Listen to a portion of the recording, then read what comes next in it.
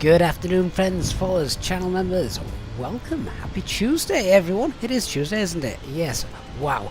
What an aircraft. What an amazing stream we should have for you this afternoon. Keep you company for the next 2 or 3 hours as I attempt, and I do mean that, attempt to take the amazing Antonov-225 here from Leipzig over to what used to be my local airport, Doncaster Sheffield Airport. This aircraft visited there once, I believe. It's got a really nice long runway, ex-RAF base, fittingly. Yeah, and its younger brothers or cousins, the 124, have been regular visitors to Doncaster Sheffield. So I thought I would try and bring her back to my local airport one last time. My word, this is a beast of an aircraft. Inibuilds have done such an amazing job on this aircraft, which is great for them, not so great for me, because trying to understand how this thing's going to work, it's going to be great fun.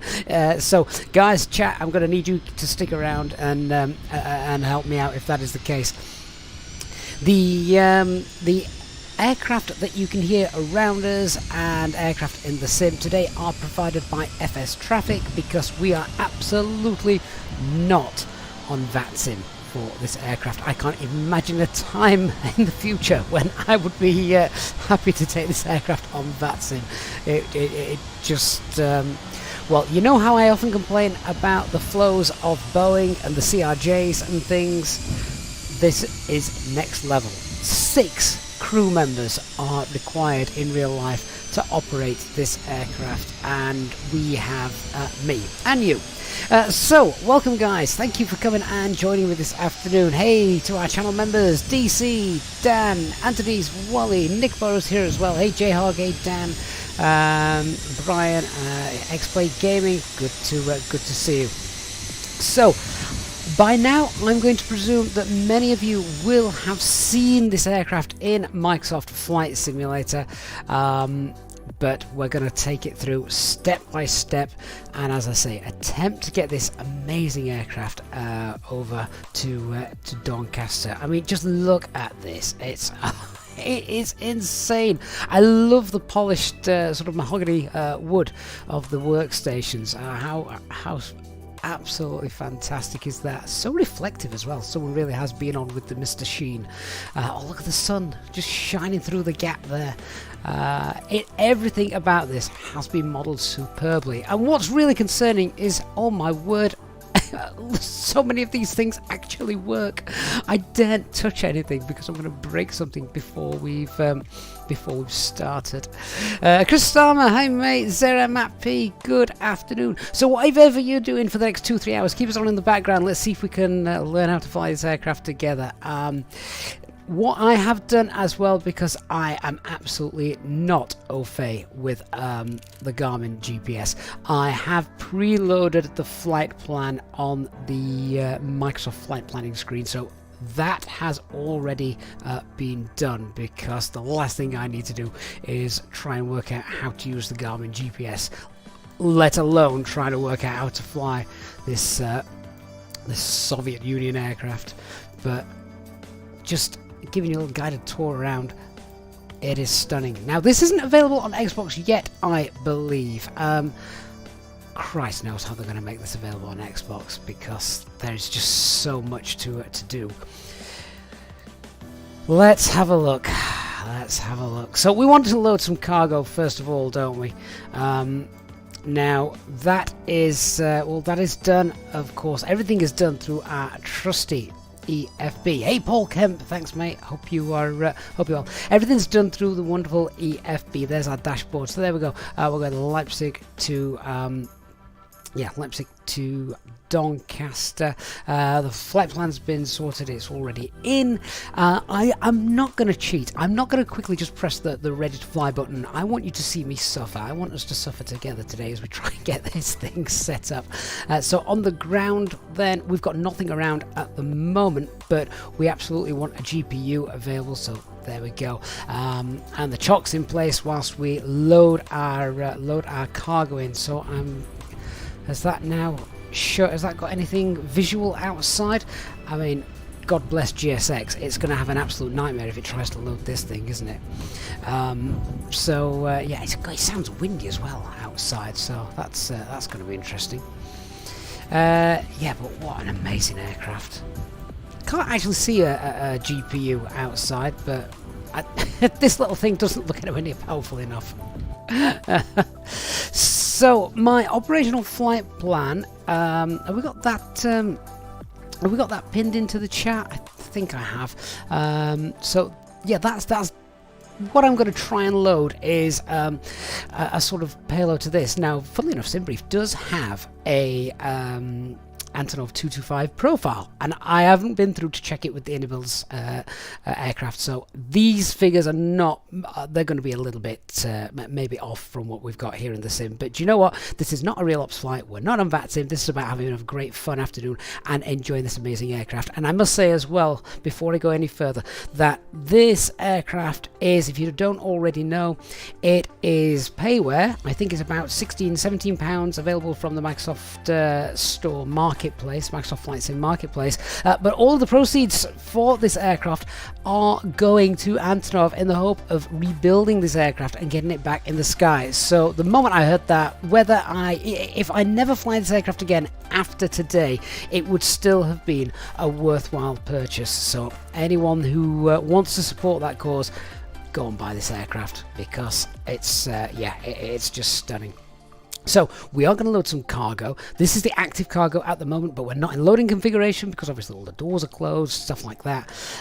So we are just going to go through and do a little bit at the moment just to sort this out. So I've got a planned weight there, apply load. I don't want to do that yet. I don't think doing that. We've not imported it from SimBrief. I don't think you can import from SimBrief. I'm sure one of you guys will let me know if that is not the case. But yeah, SimBrief is, as far as I'm aware, not available. Hey Christian, good to see you. So we are going to just go, that's the weather page, converter, yeah, we're definitely going to need that. Now, let's go to the options first of all. Yeah, we absolutely want metric, we need this set to hundreds, and I'm going to keep the nose door movement speed to fast.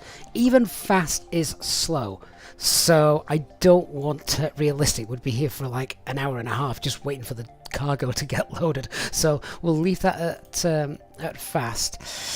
So do we need to configure some of the weight for this? Let's get the doors open and then we can start loading this, can't we? So if we open up the main door, we'll open up the cabin door, we'll open up the internal door, we'll get the lights on as well. And now I would imagine if we go outside, oh my word, look at this. Here it comes. Here it comes.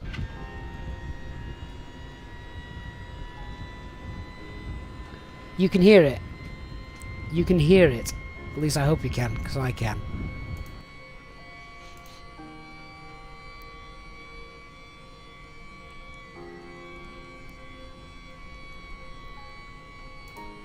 They have worked so well on this.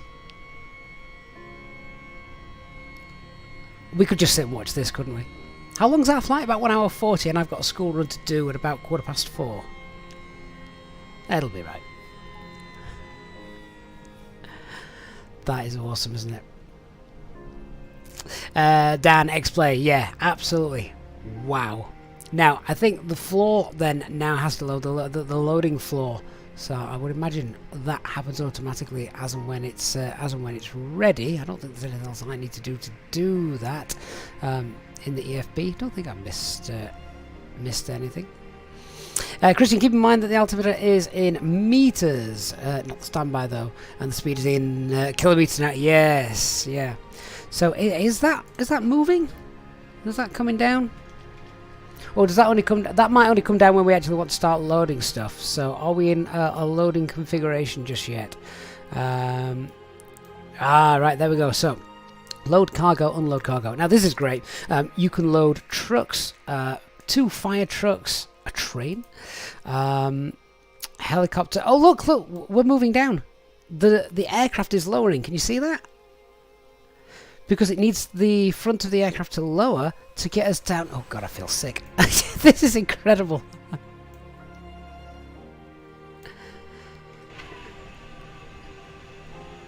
Yeah, there you go. Look at the front, look at the gear. That's got to roll forward, it'll sit on the hydraulics there, and then the floor will load and lower down. This is absolutely stunning.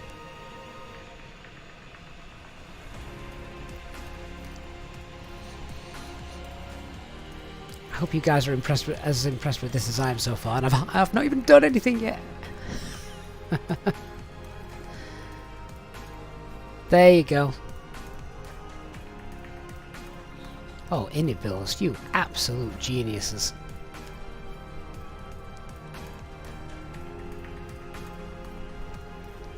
How amazing is this?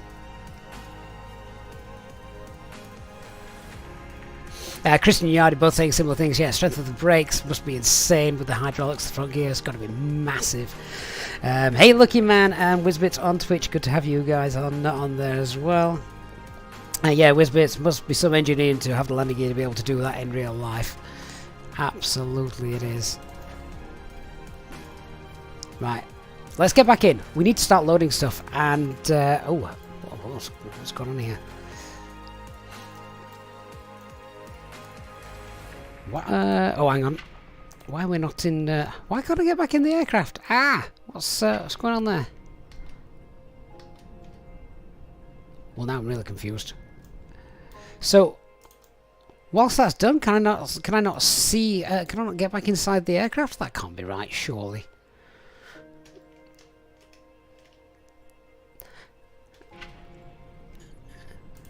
Does this mean that whilst this is up, we can't get back into the aircraft? Surely not. Surely not. That can't be right. So this is the flight deck now, allegedly. Oh, there we go. Now we're back in. That was weird. So the reset button. Right, so that's the reset button for the camera angle. It just messes it up a little bit. That makes sense because the aircraft initially, it started there. That was the camera angle that's the default button. But obviously, all of the aircraft has lowered down. Sadly, the camera angle can't lower down with it, so we just need to sort of maneuver ourselves around there. That's fine, just so long as we know that. Right, let's look then at loading some... let's try and look then at loading some payload. Let's see what we've got. So I'm going to try and load the weights that I've got from my operational flight plan, which is a payload of, oh my god, 227, let's call it 228,000 kilograms. So in order to do that, I'm going to just put in sort of a generic cargo there, and then we'll go into this just here, and if we, I don't know, we'll add some passengers, some crew. Why not?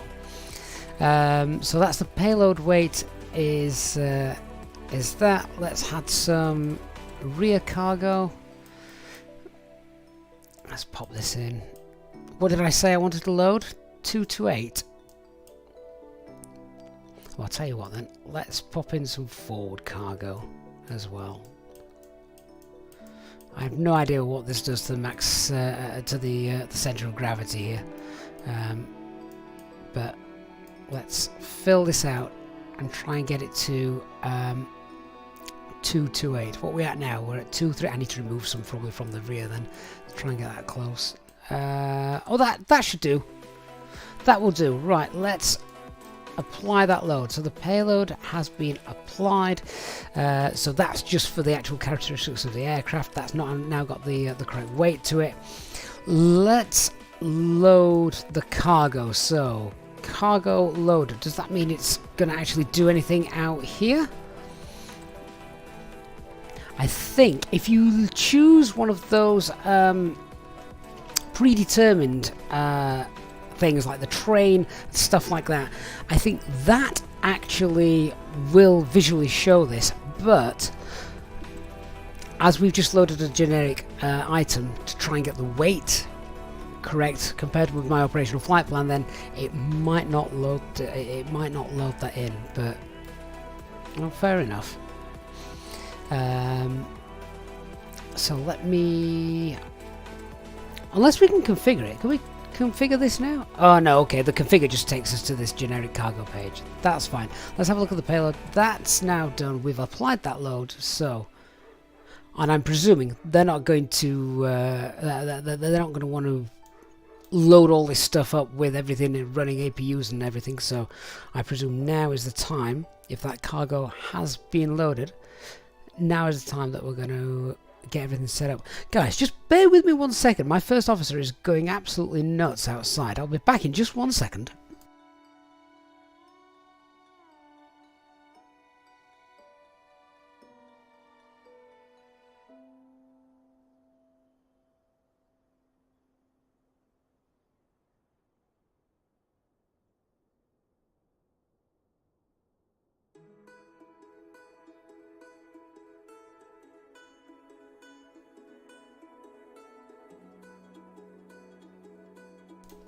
Oh, I'm back with you. Clearly my first officer, the dog, did not like the loading crew. Anyway, right. Where were we? Yeah, Jayhawk, that is exactly what it was. George has just got the Amazon man. I'm surprised he was still stood there. Alright, so that's now loaded, which is great. So let's put everything back up, shall we? So let's close the door, the cabin door. In fact, can I just have a walk around? Can we actually go downstairs? I thought there was a hole somewhere that you could kind of get downstairs, but I can't remember where it was. I might have imagined that. I'm sure there is one. Anyway, we want to see this thing fired up and flying, don't we? So let's close the main door. Oh, there you go. Look, you can see on the EFB it tells you how long everything's taken with the ramp and things like that. Hey, Bronator, hope you're well.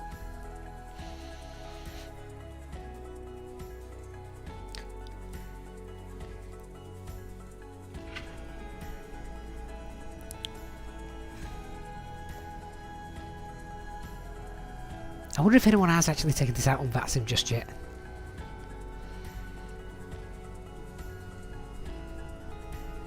Waterfall, is it the other door? What, to get downstairs? What, all the way back through here?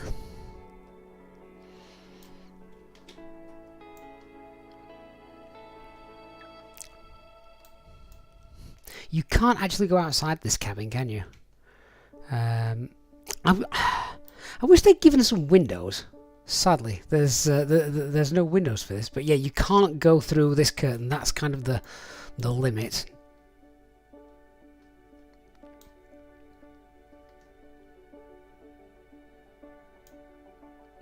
Dark Fury's been out on VATSIM trying to stop more than one 225 at a time. Yeah, well, that's it. There's only one of them. It's not realistic to have them all flying, is it? Here we go. Look, we're coming back up now.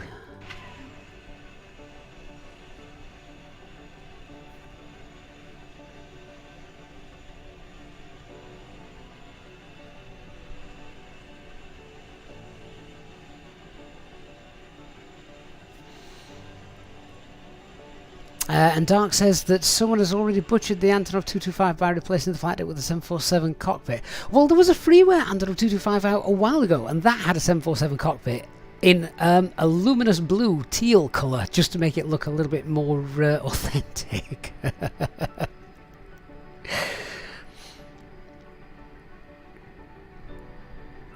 I love how slow and steady it does everything. I mean, it's just amazing. You can see the aircraft now coming back up.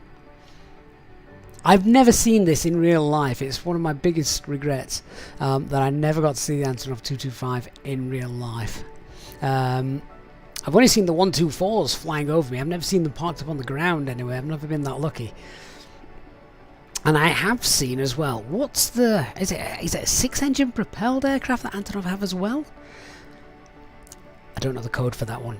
I think it's 6-engine, but yeah, I've both seen that and heard it fly over. It's not quiet. Oh, Nick, the hatch needs to be open at the AFB if you're able to go down to the flight deck. Ah, where? Oh, right, hang on. Look, as we've come back up. There you go. I don't know if we're moving or the door's moving. I think it's the door that's moving.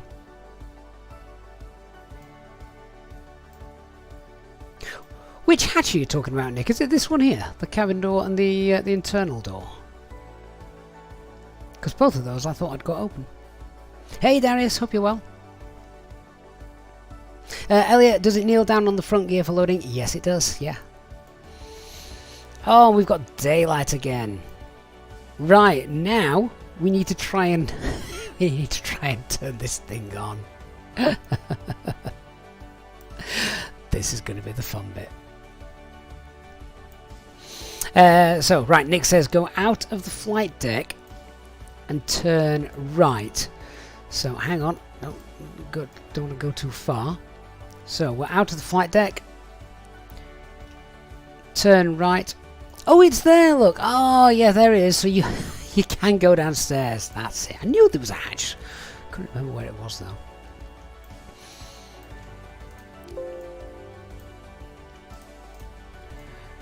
Alright, so let's close all the doors then. Turn the lights off.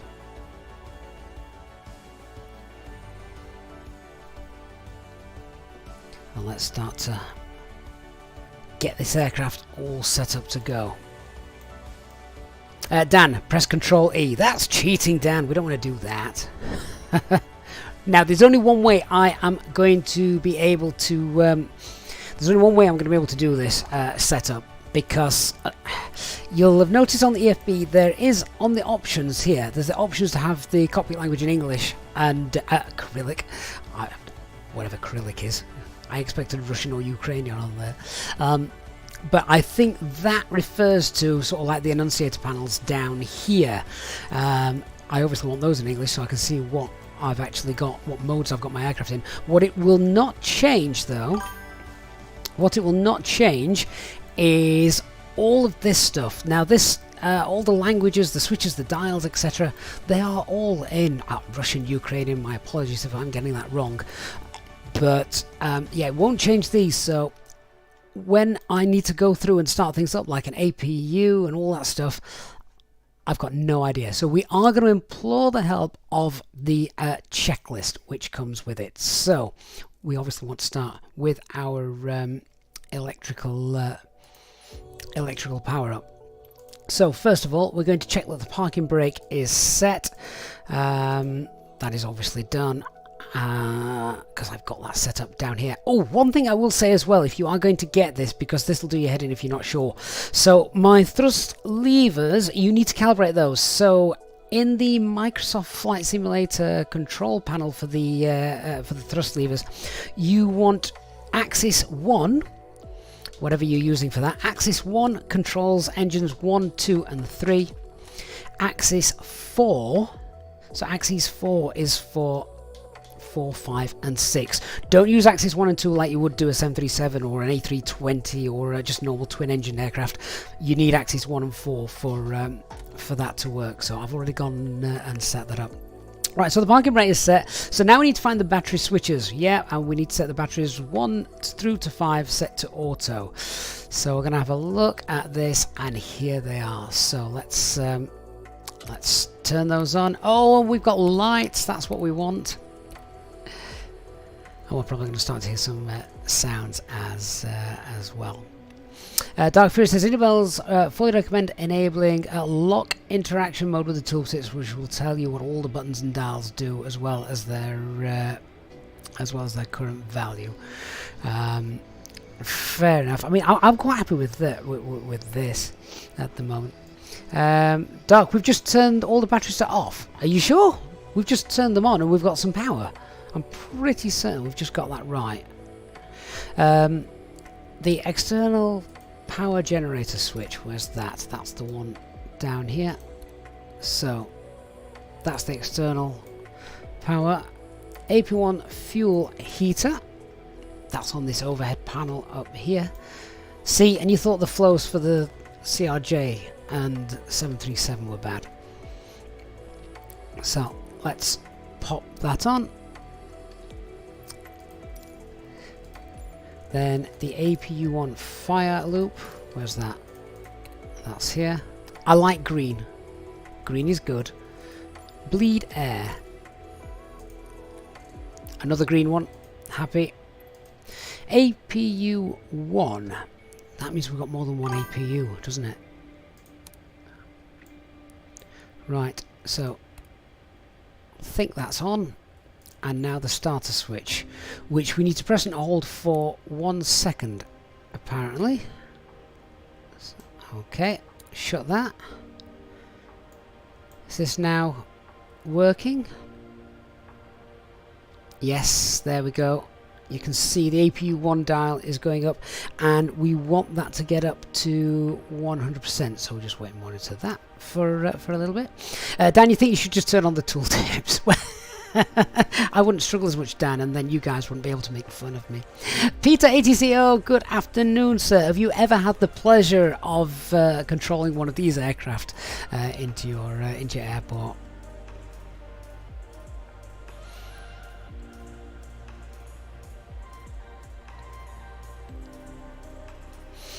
Paul, is the fuel heat meant to be off? I think that's on. Yeah, so fuel, is the fuel heater switch...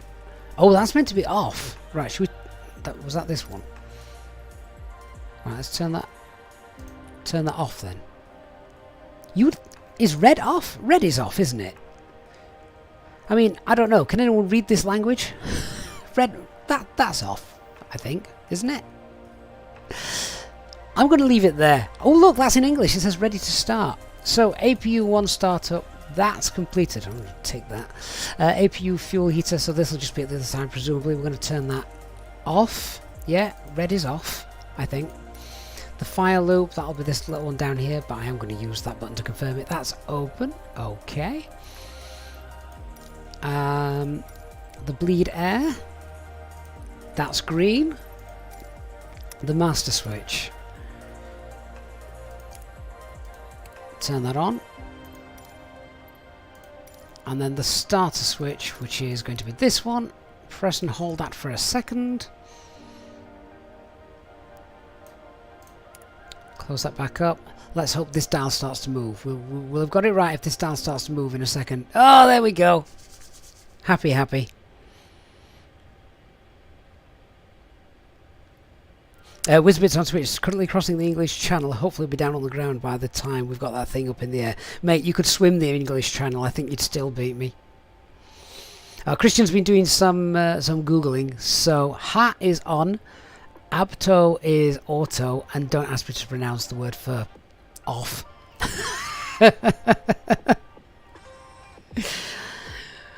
How do you even get those characters on your keyboard? Right. Okay, so we've got green stuff there. I think that's all right. Let's tick that. APU 1 startups coming up to 100%. Excellent. Wonderful. Okay, let's tick that item. APU generator left. On.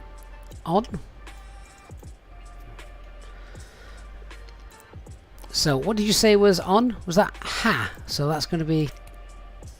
Oh, hang on, that was already on. Look, that dial went down. Right, hang on. No, I'm going to leave that. So that's already on. Don't tell me to do things that are already done. The right switch is also already on. I can, yeah. Left APU generator on, right one on. I'll turn that off. Yeah, you can see that. Let's leave those where they are then. Tick that. You can see why they need 6 guys to operate this, can't you? Because imagine one guy doing this. He'd be running around all over the place. External power generator switch as required. That's this one. External power generator. Well, we've got the APU running now, so we don't need that, do we? So is that off? Can we put that on auto? I could probably turn that off. Don't need that on now, do we? Alright, let's tick that. The rectifier toggle switches. Where the heck are these? Okay, well these are clearly off, so... Oh yeah, and you can see I like green lines. Very almost like the Airbus 310, isn't it? When we've got the green lines there. Carl B, do you think Inibuilds will make this available directly in the future rather than needing to purchase it via the marketplace? I don't know, Carl. No idea on that, I'm afraid. Have I got the title of the stream wrong? Have we just got a slight spelling mistake in there? Let me go and rectify that. I think Christian mentioned it and Hank's just done it as well on Twitch. So let me just sort that out. Clearly eagle-eyed viewers amongst us. So save that. Right. Should have sorted that out. I've sorted that out on YouTube. I might have to come back to Twitch and sort that a little bit later. Right there on. Let's tick the item. Right.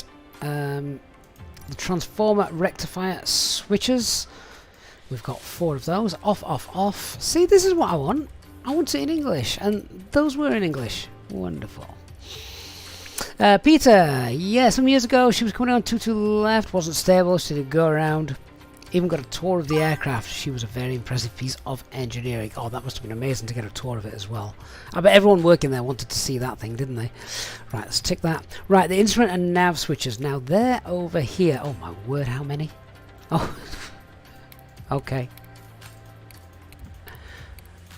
I've no idea what I'm ticking here, guys, but I'm just turning them on. Clearly, on is up. Let's tick that. Right, the captain, HSI bus. There. The altimeter. There. That one as well. This one. Keep going. This one. This one as well. We've got TCAS. Okay, nice. Right. Not that I've got a first officer, but I don't want to leave him out, so best go through all of these as well.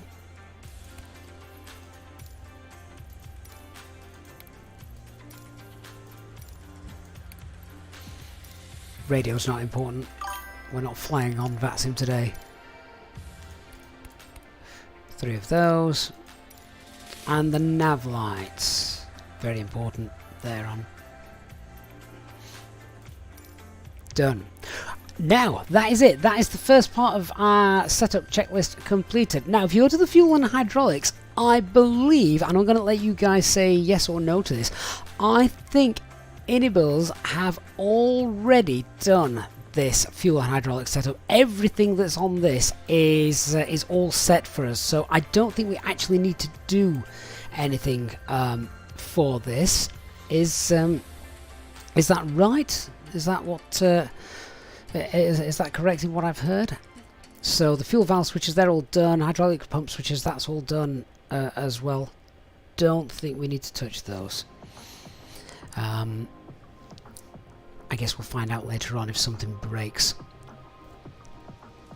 Right, so the wow, what's flashing red here? Engine 1 failure. Oh, that's okay. Throttle, yeah, okay. Well, I've not started the engine yet, so that would be why. Payload setup. That's all done. Nav computer unit. As required, as required, as required. Autopilot setup. Right, autopilot setup. This will be a fun bit. So, let's say...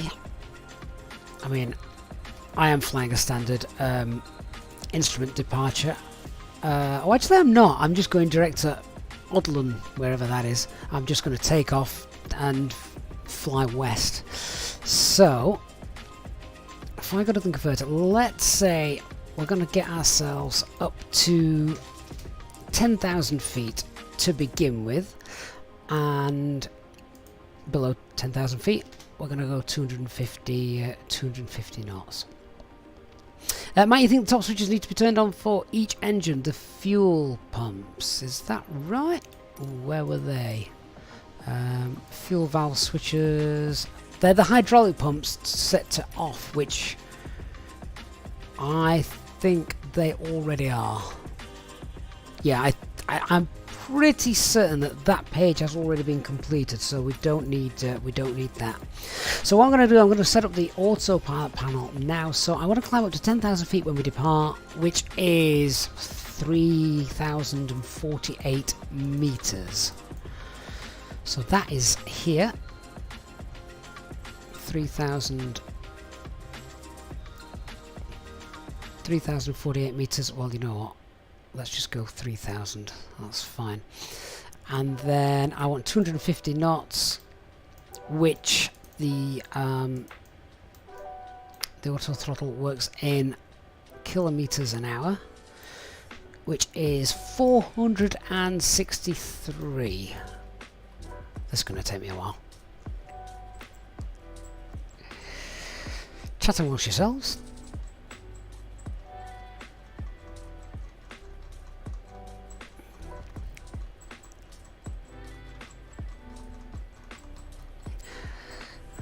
My fingers are aching.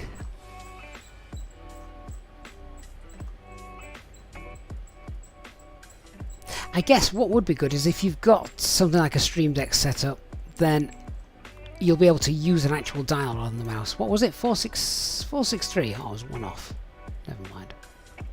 Mike, expand the engine 1 fuel pumps on the checklist and check the values for the first pump in the list. So,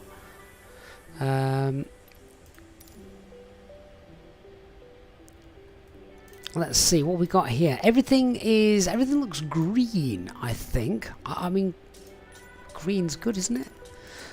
So that's off. Yeah, I don't see a green light there. That's on. Yep, that's on. That one's on. Yeah, this is what I say. I think, yeah, off. Inibuilds have done it all for you. They've kind of made that bit nice and easy, which, you know, thank goodness. Right, so we've got our altitude sorted. We've got our speed sorted. Let's just get rid of that.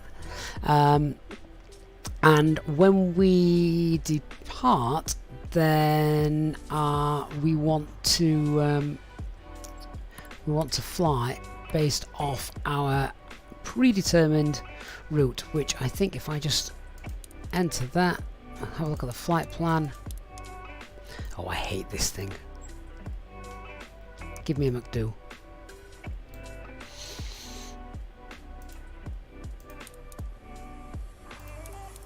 Oh yeah, there you go. There's our flight plan. Do we have a map on here? How do I get to a map?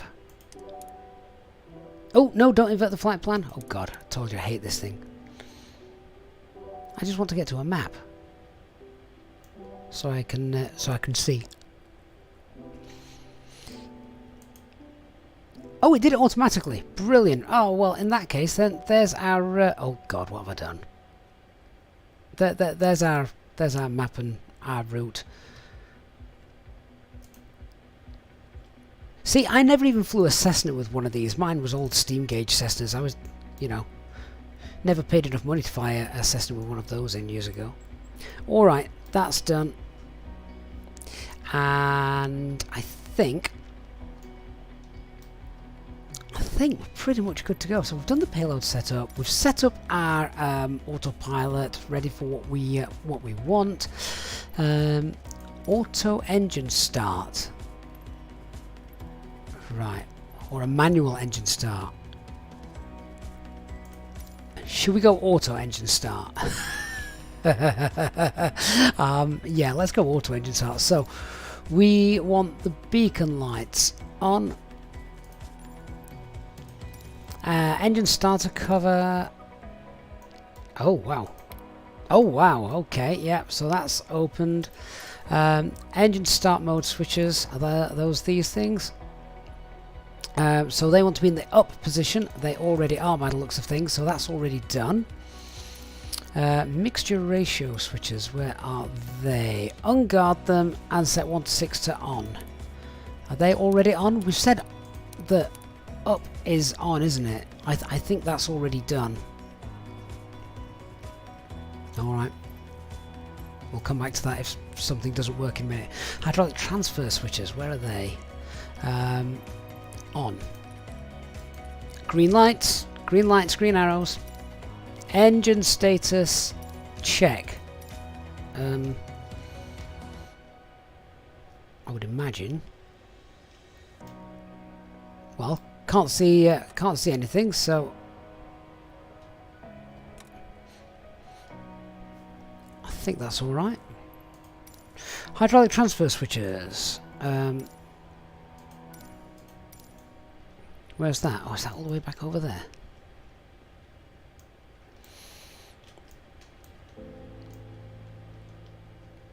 they want to be off. Hang on, I've only got one. I think I've only got one engine sort of running at the minute. Hang on, let's have a look outside. Is anything running? None of those appear to be turning. Peter ATCO, mate, thank you so much. The mandatory pre-departure donation. Peter, thank you so much for your support, mate. Hope you're well. I need to go back, so let me just go back to these. And Razor says, hold CLR for a couple of seconds. CLR? What's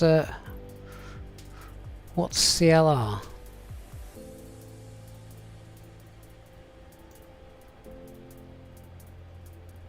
Oh, hang on, what are these doing down here? These are red. Why are these red? Red's not good. Fail.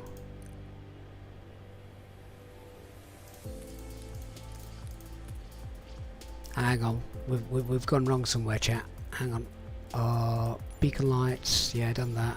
Engine starter cover open, yeah, that's open. Engine modes to up. I think that's right.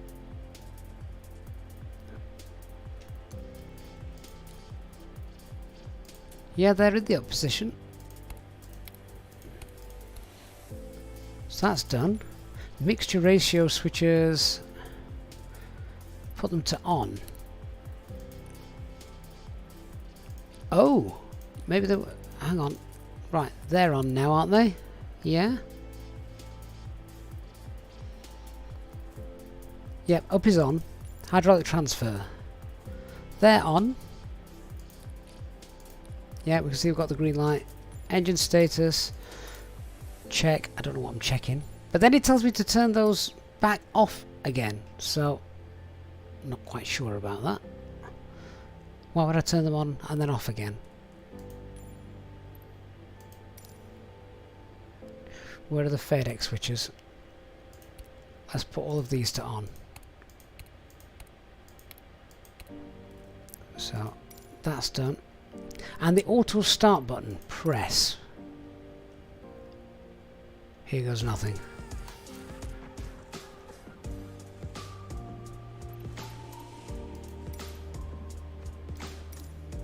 And then the start button, which is this one. Is this it? Is this the starter button?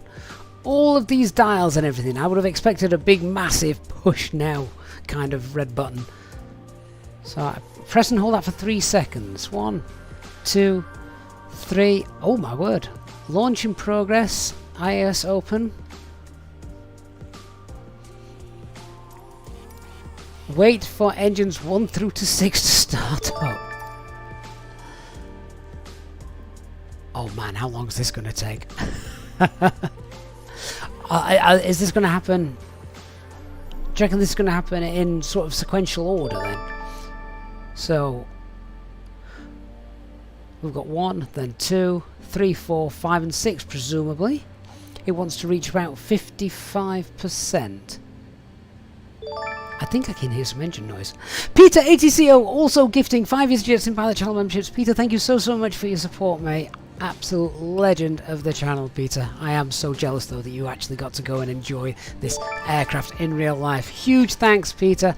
So welcome to Hugh, Simple Bob, AG, Colin, Mark as well. Right, look, okay, look, another one's going up. Another one's going up. Maybe the auto start sequence means that it just gets the engine sorted in the sequence that it's meant to do it, rather than relying on me to do it. If I did it, I'd get this so wrong. But let's just nip outside. Oh, look. Yes. Oh, wow. Greta would not be happy. Look at those fumes, guys. It's black. Don't stand behind it. Same there. So good. So good. Right, so we've got 1 and 6 started. Is number 2 next? Yes, it is. Let's just sit outside and enjoy, shall we, guys? Brian, yeah, just a quick look outside to see.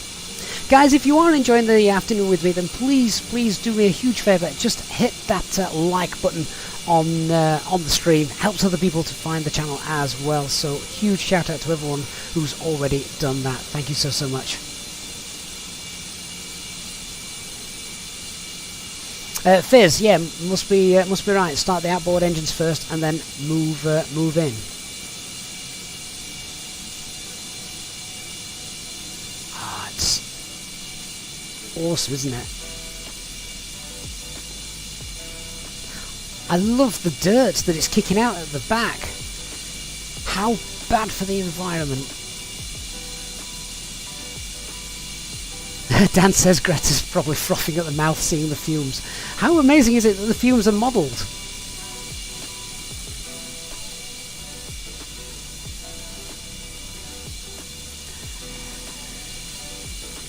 I'm not a fan of cargo flying. I prefer the commercial sector with passengers and such, but don't know. When you've got something of this quality. How are we doing?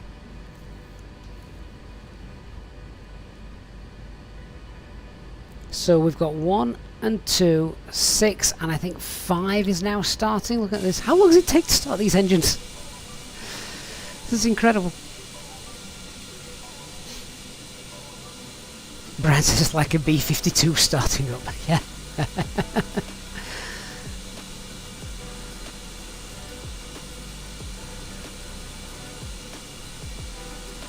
Yeah, there we go. 2 more engines to go. Can you imagine how long the real checklist for this aircraft is?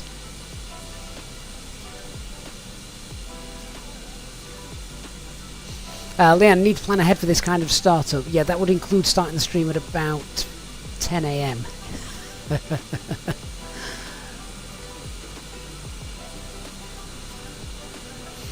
Dark, fuel burn is ridiculous on startup. Hey, Dark, you mentioned a really good point. What fuel have we got on board? I'd never even thought about that. What fuel do we need? According to the flight plan, we need about 53 tons of fuel. What have we got on? Because this is all done through the weights and balance page.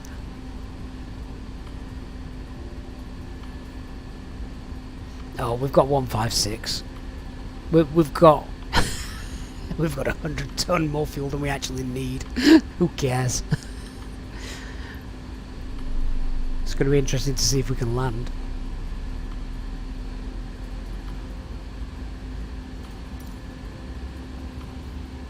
Right, just engine number 4.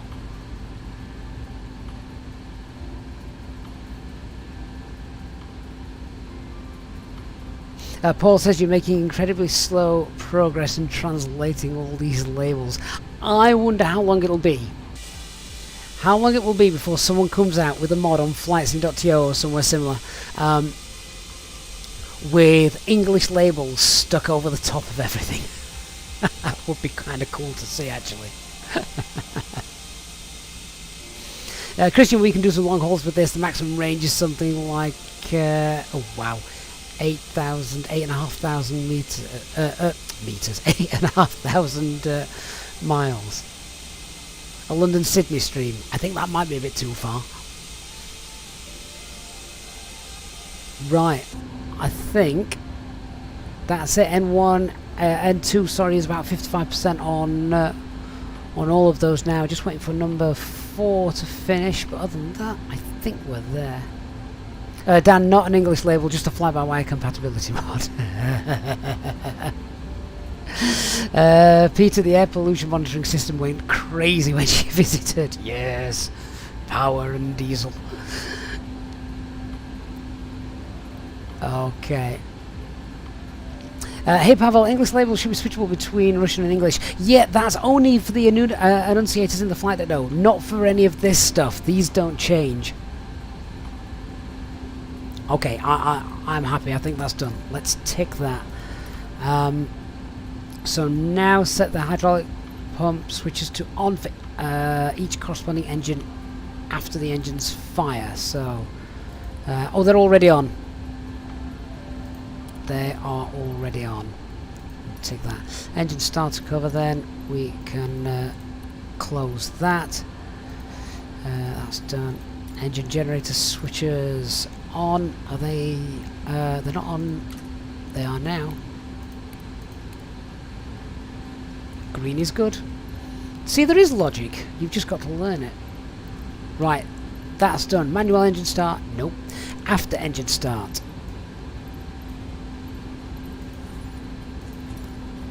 We're not done yet, guys. APU left stop button. Press. Okay, I pressed it. Don't know what happened. Right button. Press.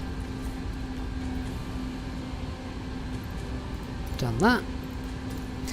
The APU left fire loop switch.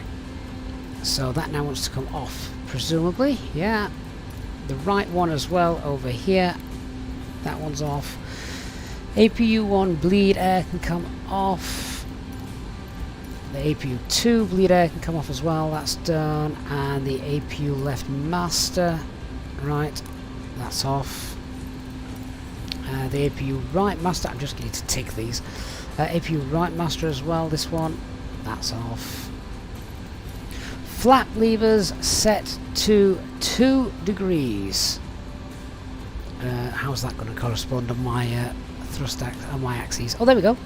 That was easy. Okay, let's tick that. Ground spoilers need to be armed. So, how is that done on here? I have no idea how. I've got an arm spoilers on my side on my thrust lever settings. It doesn't seem to be doing it. Does anyone know if this means arm in Russian? Because obviously I can extend them. I don't want to do that though.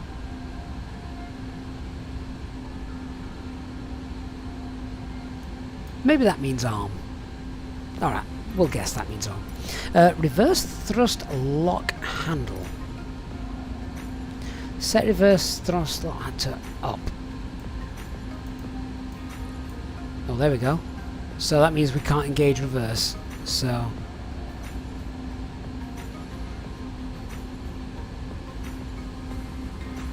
Dark, it's the 2 notch to arm the spoilers. Where's that?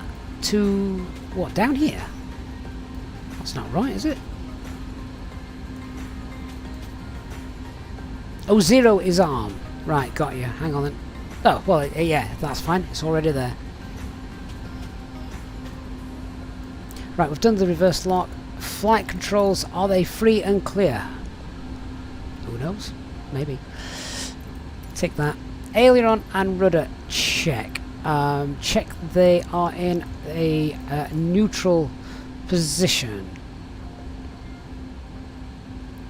Well, I've not fiddled with them, so I'm presuming yes. They are. Let's tick that. Nose wheel steering needs to be turned on.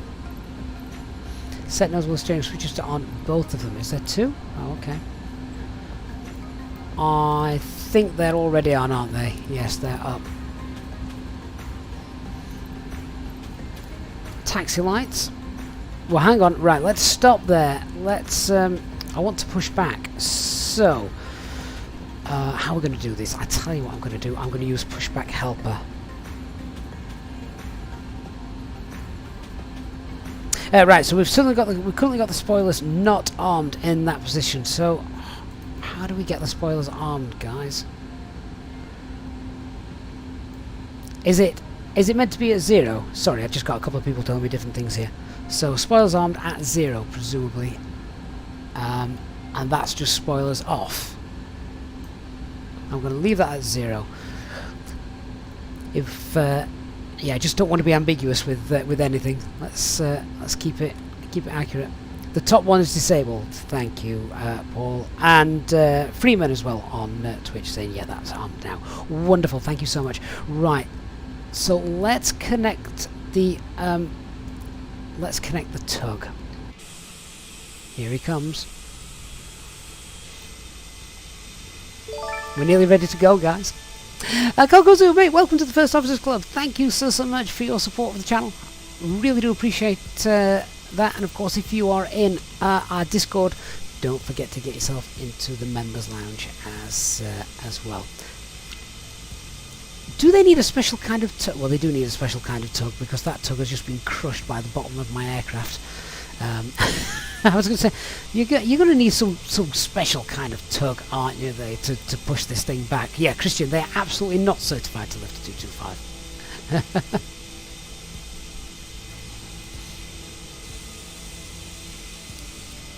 Right. So we are going to push back. Beacon light's already on, and I think we're almost ready to start moving. So beacon lights are on, everything else is fine as far as I'm aware. Let's release the parking brake. Parking brake's released, and we are going to push, and we'll push back to, we're going to be taking off actually just here. So let's push back along there. So back we go. Peter ATCO, I thought I'd just scrolled up the chat again. Mate, that is incredible. Another 5 Easyjet SimPilot channel memberships gifted by Peter, the ATCO, legend of the channel. Peter, thank you so much. Welcome to Elliot, Mr. Kane rather, Steve, Valstrom and Mickwell. Guys, welcome. Peter, absolutely stunning, mate. Thank you so much for your support. I hope we're giving you something good to watch as well. Well, I know you're laid up at the moment, but God bless you.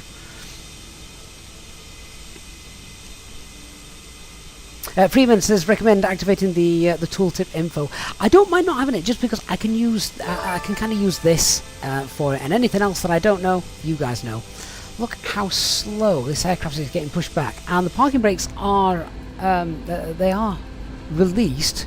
It's just pushing us back so slowly. Just wait till we're airborne.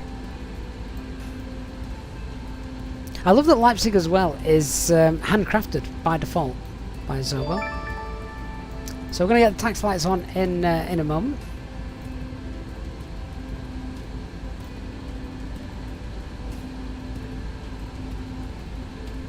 Mike, do they even use a tug? Looking on Google Earth, the Antonov is parked on circular pads, etc. Do you know what?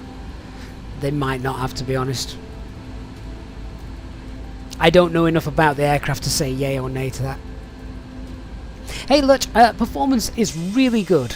You know, I've got FS traffic running in the background, and I haven't got any issues as far as I can see. Right, let's just begin that turn. Don't you think, though? Don't you think she looks like an absolute beauty? They've done such an... Oh, I know why we're going slowly. Hang on. GPU, chocks. Let's remove those. We might go a bit faster now. We might not do, but... Whoops. Christian, you wonder how long it'll be before someone makes a DHL livery for it. Doing that actually hasn't made our push any faster, has it? But never mind.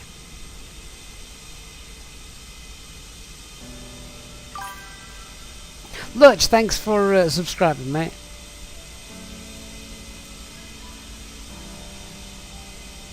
Royal says the 225 is often pushed back by a Ukrainian strongman. A tug is no match. Do you know what? I've pretty much nailed this pushback. Happy enough with that. That will do very nicely. Do you reckon one day we should take this thing on Vatsy? Oh, she's gorgeous, isn't she? I hope this isn't the closest we will get to ever seeing this aircraft fly.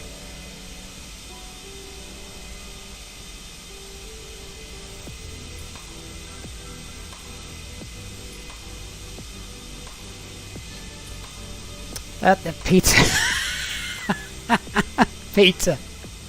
Well, I'm home anyway getting paid, so I might as well spend my money on something else rather than spicy women in beer. Is your wife at home, Pete? Right, do you know what? I think that's going to do for the push. That'll do. That'll give us enough room. Alright, stop that. And let's set our parking brake. Parking brake is set. And let's remove the tug.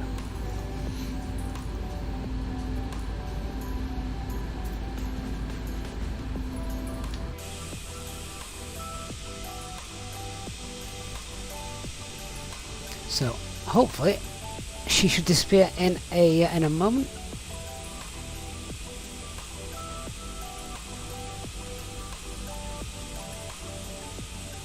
Elliot, do I stream and run the sim from the same machine? Yes, I do, Elliot. Yeah, just the one machine.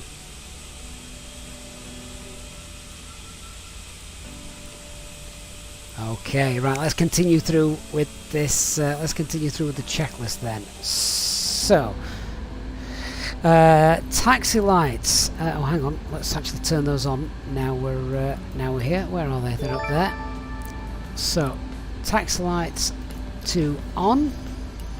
Up is on. Let's just check. Is that right? Yeah, I can see the lights. And Dan Skelton also gifting 5 Easyjet Sim Pilot channel memberships. Dan, that is amazing, mate. Thank you so much. Really do appreciate all your generosity today. So welcome to Nick, bus driver, Gary, Luke, and Squiggly as well. Gifted memberships to the channel by Dan. Thank you so much, Dan. Really do appreciate that. Very, very generous of you. Our taxi lights are now on, so that logo lights. Absolutely, we want everyone to know who we are. That's done. That's it. Line up and engines run. So, line up on the runways. Okay, we'll do that in a sec. Get the strobe lights on, parking brake, engines warm up. Right, let's do that then in a second. Let's get ourselves, let's get ourselves to the runway, which isn't going to be far, is it? So let's see. Let's move our aircraft for the first time under its own power.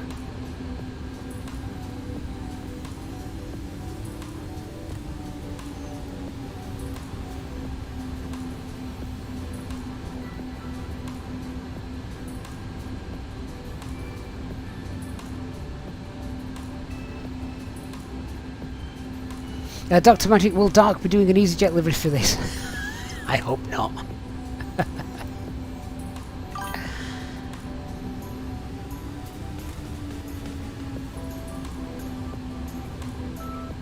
She's actually really, really nice and easy to steer. It's probably easier than the Phoenix. Brake test. Yep, brakes worked. Okay, so we're about to get ourselves lined up. Where's the strobes then? So let's get the strobe lights on. We could pretty much guess that's what they were. Parking brake at the moment is set. So then, the engine's idle. Let's sort this out, and then we can get rid of these tooltips and fly. So engines idle. Then we'll get the thrust levers up to 70%.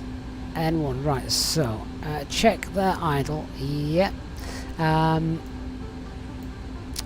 N1 for these, presumably. We're going to get those up to 70.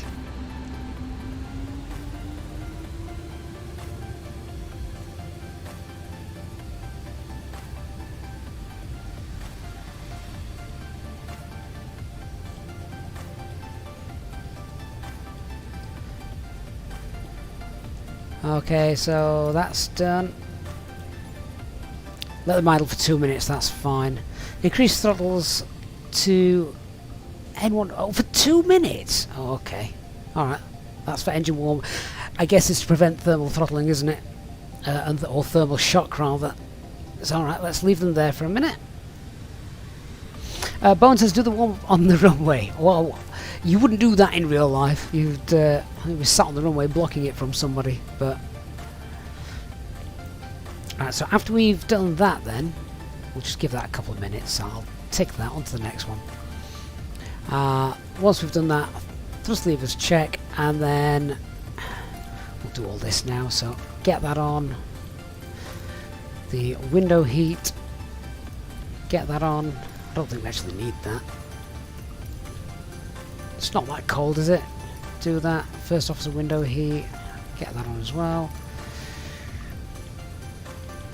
Fuselage, wing lights. Probably don't need that because it's the daytime, but do that. So we'll set those back to idle in a second. I'm just skipping ahead here. So we're going to set the flaps to 35. Wonder why you set them to 2 and then you go and set them to 35 later on. But I'm not going to argue with the checklist. So flaps to 35 degrees. Where's that? Is that full flaps? I mean, you can imagine it, can't you, to get this thing up. So, what's it at? 2, 15, 25. That must be, yeah, alright. Fair enough. Release the parking brake. Toga.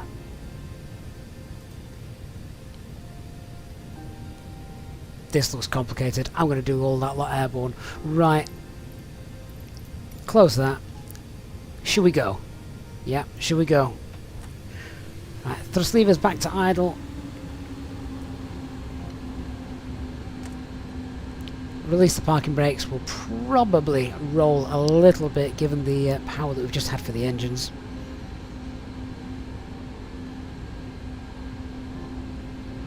So here we go. Peter, is that one of the flaps? What you don't want to hear from your pilot in the flight deck? Absolutely. I'm definitely no pilot of this aircraft.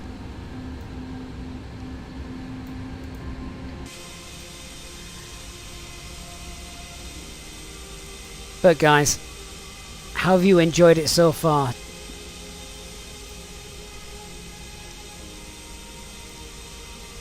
She looks stunning in Microsoft Flight Simulator. Look at those flaps, yeah, all the way down.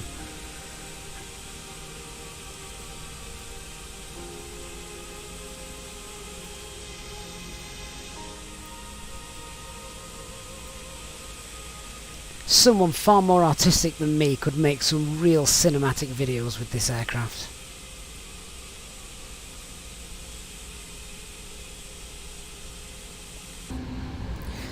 Right guys, it's time to go. So, parking brakes are released and toga. I'm going to turn the volume up. Enjoy.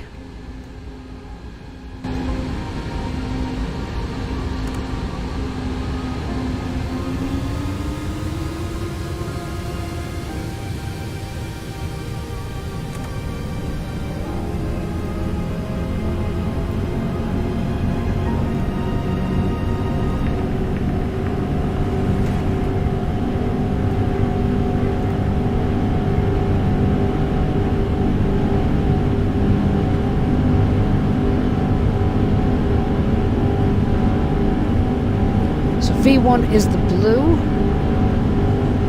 automatically set according to the weight according to Inibuilds. Rotate should be the yellow. We just lifted a bit before that though, so that's okay. That's it, away we go.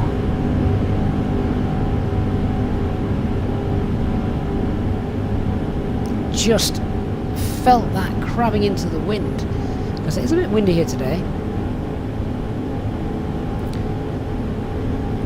Gear up.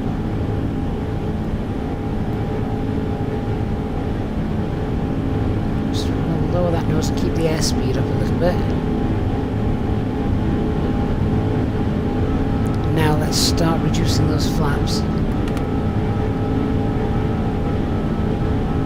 There we go. See the airspeed starting to climb as I reduce the flaps. I also feel it on the controls that I'm having now to keep the back pressure in order to keep the aircraft climbing.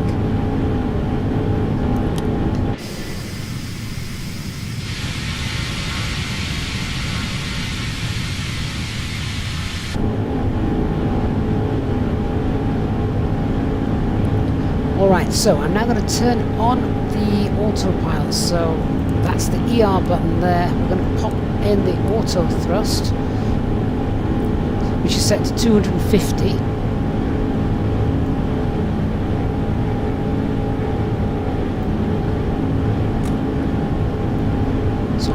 still controlling the roll and everything, but the auto thrust is controlling the engines with regards to how much thrust it requires. So we're not operating at maximum sort of max engine speed. What we're going to do then is press VEL, which, for those of you familiar with the Airbus, is pretty much, I believe, the equivalent to open climb. So if we select that, it'll climb at the speed that we have that we've got selected.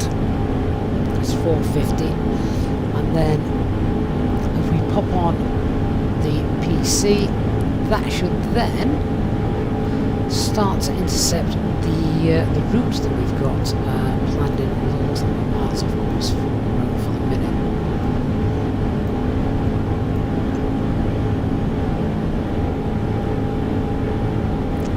So I think the route that we were taking was to take off bank right, and then that's the standard instrument departure.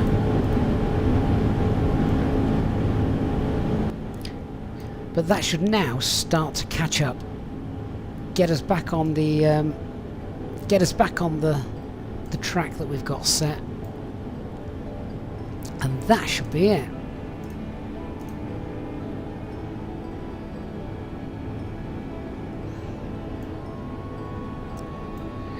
And because I don't have a map, I am going to cheat a little bit. Have we got a VFR map? Just have a quick look at that.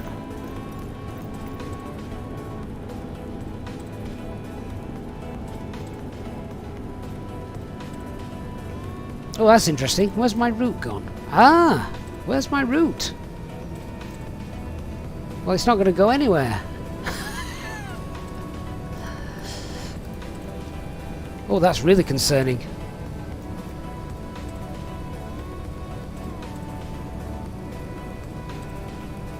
Right, well, in order to get en route, we need to fly sort of northwest, in which case, let me move this around here. I can't see the heading bug. So we're flying east at the moment, we want to fly northwest, so if we fly sort of 300 degrees, that will help, and then we'll have to try and sort that.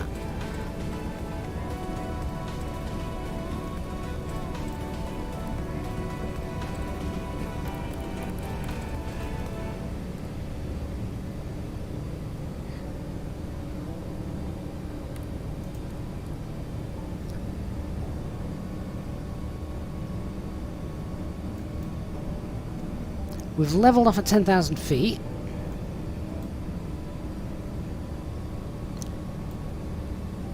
And we're flying... Yeah, we're just coming around here. So this is like your little heading bug here. The only issue with that is it's controlled down there, which is a bit of a pain. So we want to just bring that around a little bit more. Keep that coming. Left, left, left. You see the difficulty being able to look at this and turn this. So if you've got something you can connect that to, then that would make it much easier. All right. Well, we're on our way in the right general direction. I'm more concerned about the fact that my my flight route has disappeared. So this is what it should be. Pressing this will not load this into the GPS, will it? I am absolutely useless with this thing, by the way. So trying to program this, guys, you would really have to help me program this in. So the flight plan. Oh, actually, the flight plan is there. Right, let's go direct to.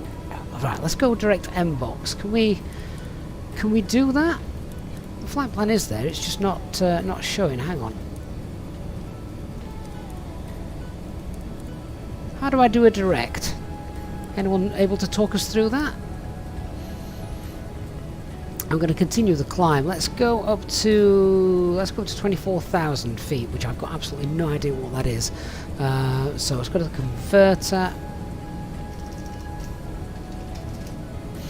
We want let's go 7,300 meters. So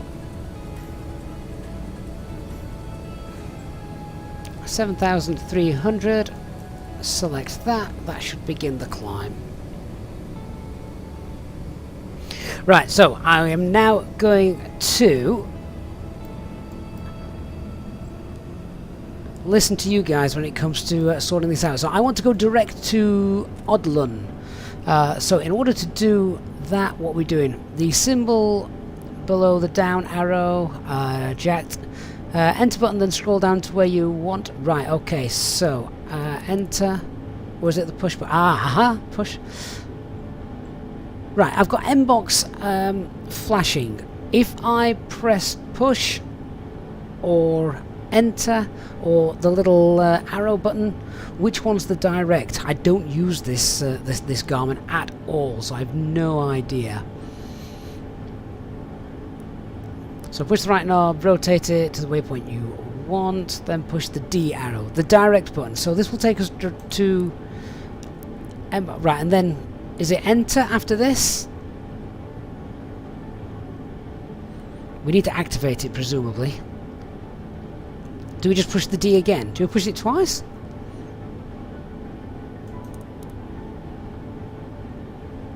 Oh, the enter button. Right, okay, so we've got MBox, D, enter, activate, enter again. Why is it not taking me direct to MBox then? Or is it? Because it's got the little pink symbol. Oh, it might be. It's got the pink symbol there, hasn't it? So that's done. Right, well in that case, where's my VFR map? Just wondering where my flight route is then. Why is there no flight route being shown on here?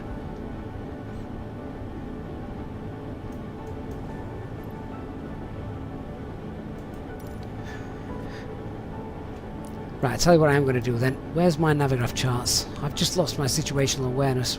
So we should be going to MBox, which is up here. I can see it there. So if I now go to Navig and press this, it should, there we go, now we're banking towards it. That's it, job done. And actually I should have looked at this. Here we go, autopilot navigation on, course stabilization. That's what I wanted to see.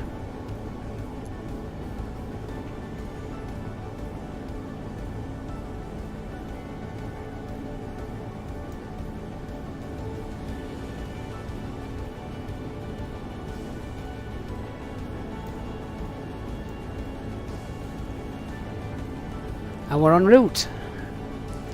And we're relatively safe. We're climbing. Speed's okay. Now, what is this actually shown in? This is... Oh, this is a max speed, isn't it? Oh, that's no good. Not at this altitude. Oh, there we go. That's better. Speed's 240... Well, yeah, alright. About 244. That's okay. So, speed's fine. We can accelerate away a little bit and set higher once. I just want to get up to our cruising altitude, what was the cruising altitude on the the operational flight plan. We're going to cruise flight level 320 and at around Mach 7.4. We're currently at Mach 5.3. Right, let's get up to our cruise then. We need to do another converting from feet to meters. So we want 32,000 feet, which is 9,700 meters.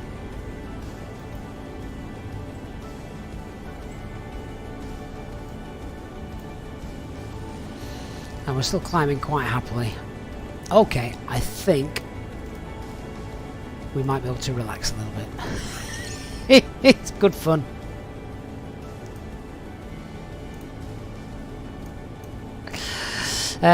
What's the big display here? I have no idea. I don't know if any of the buttons work next to it. Maybe it's a television. I don't know. Whatever it is, it looks very in-op to me.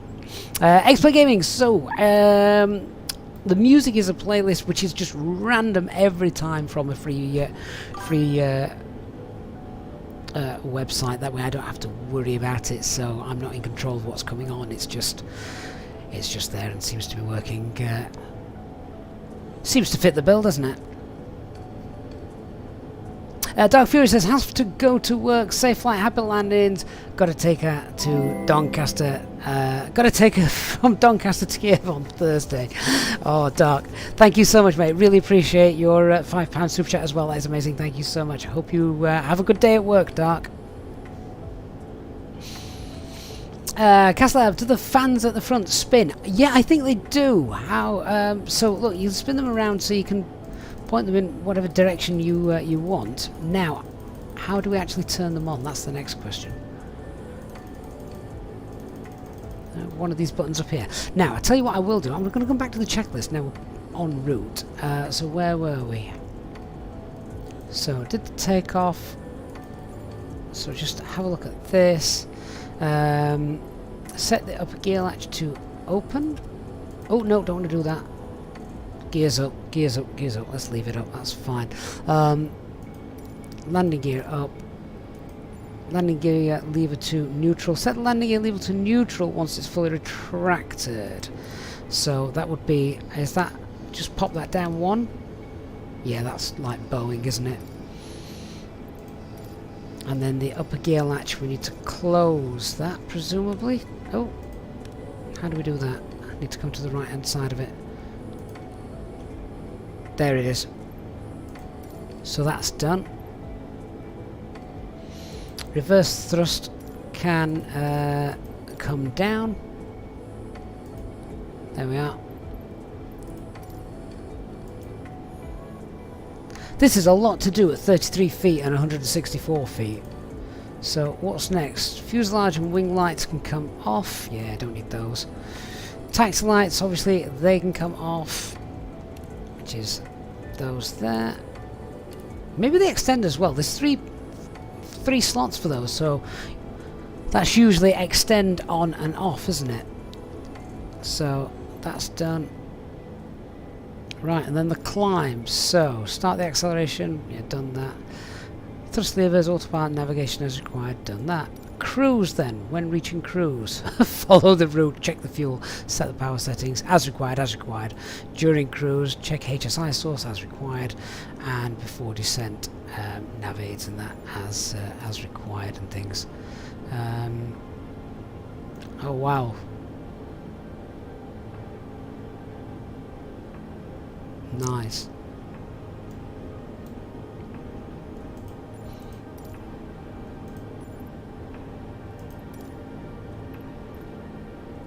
Okay, let's get rid of that. So, I'm guessing this is the ADF, just looking at the frequencies that we've got on here. Have we got a VHF radio? Where on earth do we tune sort of like localized things? That's a comm radio, clearly. Where is... anyone know where VHF 1 is?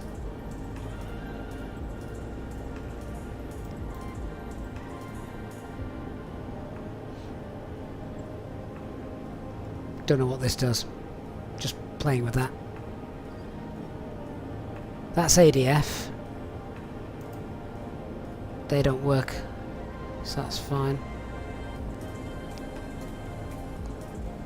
Prime TMP, the silver switch below TCAS switch on the captain's side overhead turns the fan on. Ah, right. Let me have a look at that. So, Prime, where's that? Silver switch below TCAS. Ah, now this is where I just need a little bit more help. Where on earth is TCAS?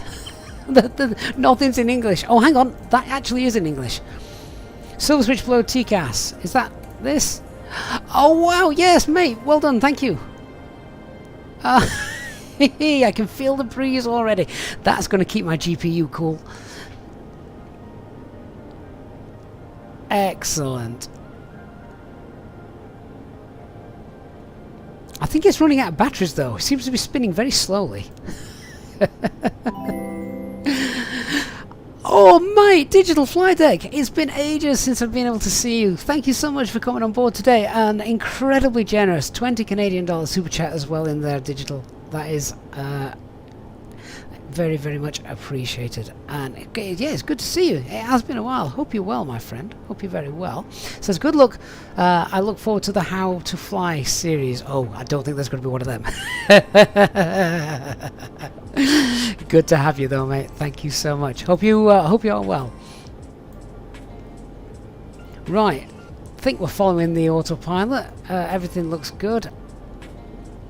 Danny says you get annoyed by the fan very quickly. It'd be alright, wouldn't it, if it was just spinning sort of like a constant speed. It seems to be...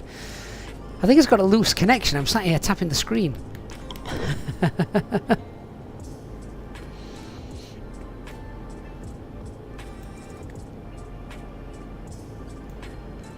Shall I put the dogs on as well? Put the first officer's fan on. The fact that they've got a fan though must mean that it must get incredibly warm. I mean, that's just blowing straight onto the windshield. Is that how you demist the windows? Yeah, like you do in the car. It's a bit more conventional here. You just have an actual fan and blow the mist off them to demist them.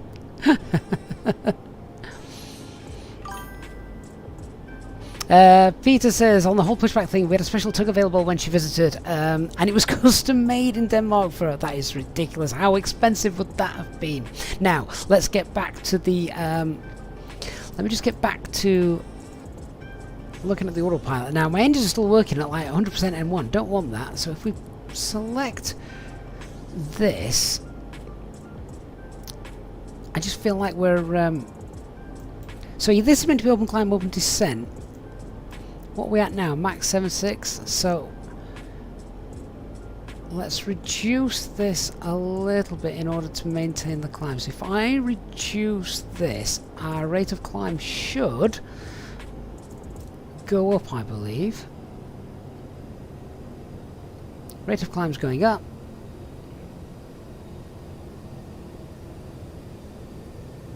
That's fine, because remember this is in kilometers per hour. It's we can't expect it to maintain 250 kilometers an hour when we're at whatever altitude.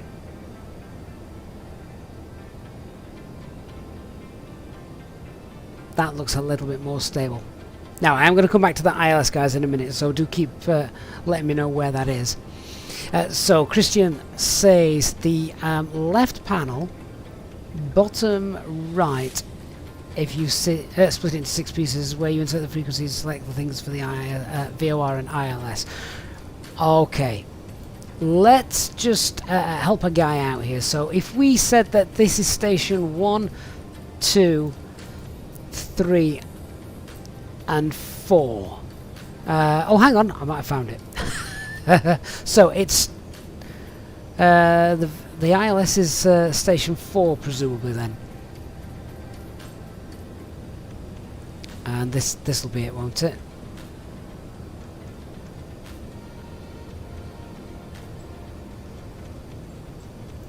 That's a guess.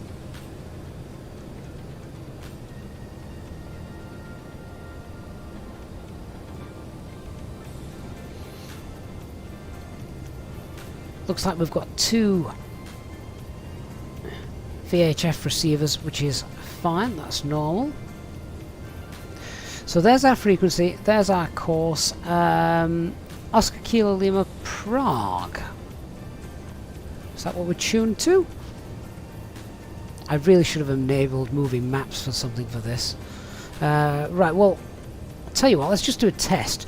We've got 1173 there. Let's just tune that. What happens if we do that?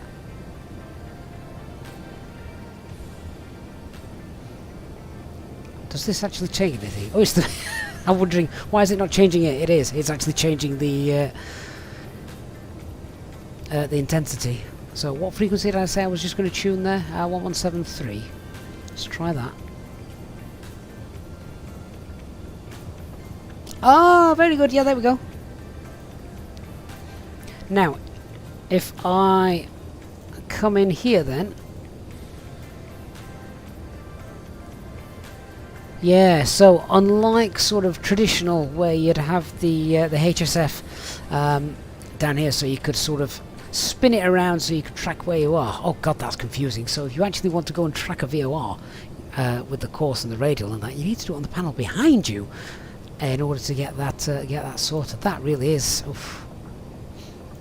So I can just imagine the pilot here sat in the sat in the captain's seat, shouting at the guy behind him, keep going, keep going, keep going, keep going. I don't know if you can actually pop out any of these screens either. So using the right Alt button, I can't pop them out. So, Matthews, yeah, obviously if I was going to do it, I'd have to select VOR1, VOR2, etc. if I wanted to do that, which, yeah, I don't need to do that, so that's fine. Right, what altitude are we at? Are we at, we're at 32,000 feet, almost. Let's just climb up. I want to get it closer to 32.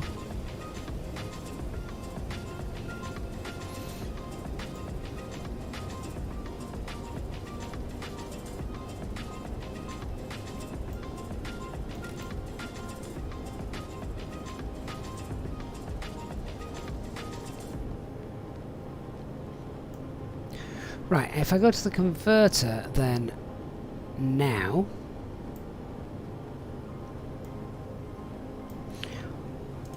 so I want to fly at Mach, it says we can comfortably do Mach 7.4.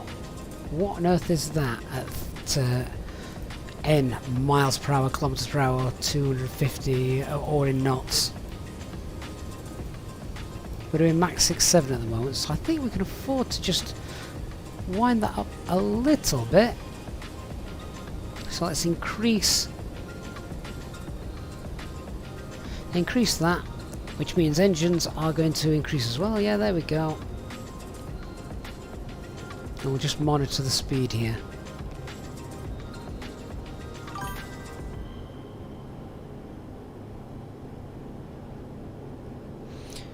Mach 6.8.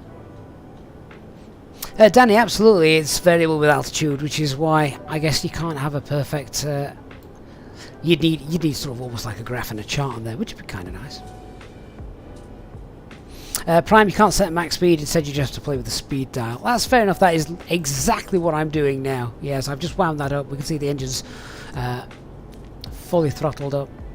The only downside to sitting here, which no one's fault, it's the way the flight deck is set up, I guess. But when you are sat here, you can't just quickly look down at the Garmin to.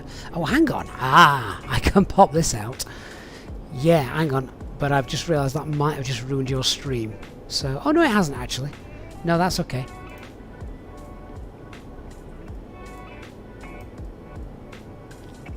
So where are we going though now? Though we're obviously past M-Box. How do I find out where we're currently going now? Do I have to just keep scrolling through? Oh, so we've just passed SAS and we're off to Robeg. That's fine. Pam, we know where that is. That's just north of Amsterdam. Indizi, Sabre, Livzu, Mango, Leicester. Ah, there we go. I know where Leicester is. Right, I'm going to start descending when we get to Leicester.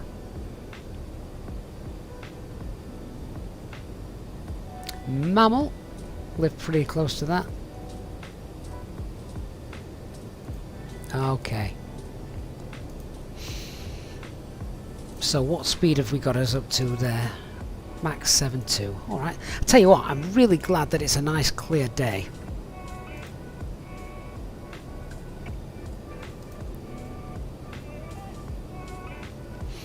Danny, you can calculate top percent with the EFB. Can you?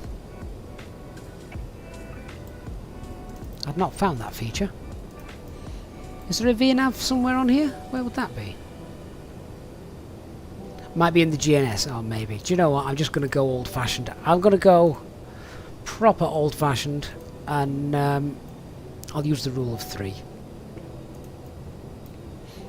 So we're at Mach 7.2 at the moment. Max 7.4. Let's just increase that a tad more. Not much. Hey Digital says, got to run, enjoy the rest of the flight. Digital, thank you so much, mate, really appreciate your support, and it's just great to see you, Digital. It's all those hours we spent together doing our long haul flights many months ago. I do miss those. Maybe we'll have to do some cargo runs in this thing. Right, speed's increasing now. Look, there we go, max 7.3. Engine's not even at full thrust, so we're good and happy with that.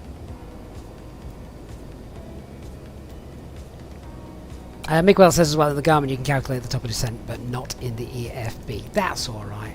I say, I'm quite happy to do it the old-fashioned way. Christian says, handling the GNS is a pain in the backside. You hate it. But you use it now a lot in the DC-6, so you kind of know what to turn and push to make it do what you want. That's it, isn't it? If you get used to it. Right, so what we've got here, altitude's locked, autopilot navigation is on, course stabilization. I'm not sure what course stabilization means, but I'm guessing all's well. But Prime says, on the GNS you can click VNAV and set a desired altitude to reach at a specific distance to a waypoint with a specific VS, and it'll tell you when to start to descend. We might have a look at that a little bit later. Other than that, we will go old school, and I don't mind doing that, you know. It's kind of keeps the pilot mind fresh, I guess, after so many months and years of flying an Airbus, where it can do a lot of that work for you. Easy to forget. There she is.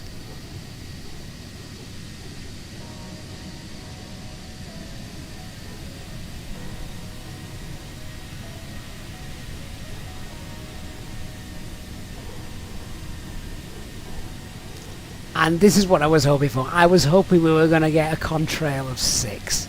Oh, wow.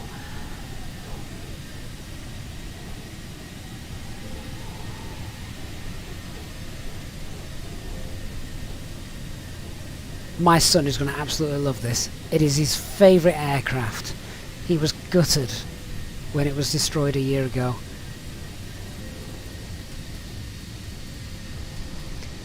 He loves this aircraft that much that you know the aircraft models you can purchase, the metal die-cast ones, you know, the quite expensive ones. He saved up his own money, bless him, like £70 or whatever it was, to buy the model of this. And he's also got 124. We bought him that, but he wanted the 225. So he's got it upstairs in his bedroom, pride of place. So yeah, he is absolutely going to love this.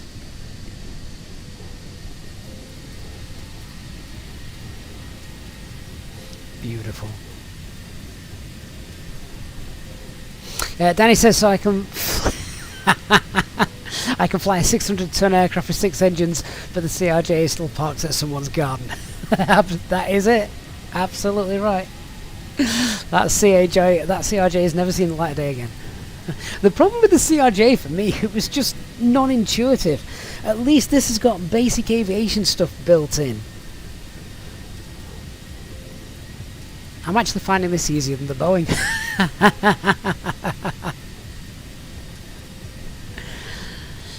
She looks awesome, doesn't she? Is the weather really this clear where we are, or is live weather bust again? Steve Collins says him and his friends are going to attempt to fly this in a shared cockpit. It should be so much fun. Can you do it? Can you get 6 people in a shared cockpit flying this? How much fun would that be? That'd be incredible, wouldn't it? Yeah, one sat at each station.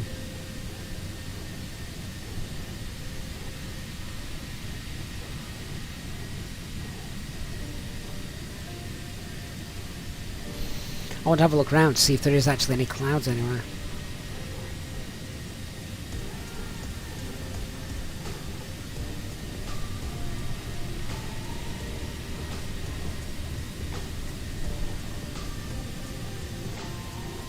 can you imagine taking this thing on VATSIM during an event?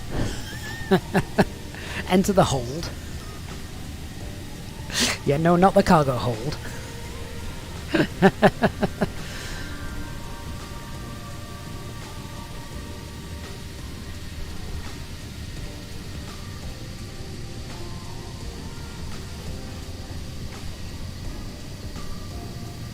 Wow. Just wow. Inibuilds have done an amazing job there. Steve says you spoke to people that created the, is it Your Controls, the software, and they said they've tested it with up to 8 people. That's quite impressive. Bone says hopes the second Antonov-225 will be finished sometime in the future and Mriya will fly again. I hope so. I really, really do. Christian says weather has been pretty good since yesterday. I mean, it looks amazing, doesn't it? Oh yeah, there I go. I can see some. If I see some clouds on the horizon somewhere, I know live weather's working.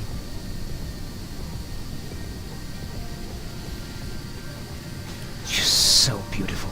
So, so beautiful.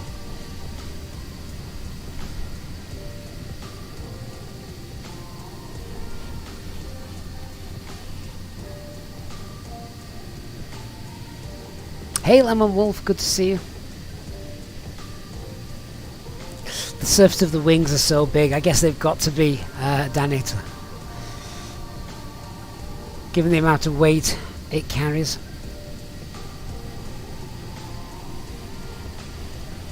Mike says you connected to VATSIM during his start of Kiev but bottled out on the way to the runway.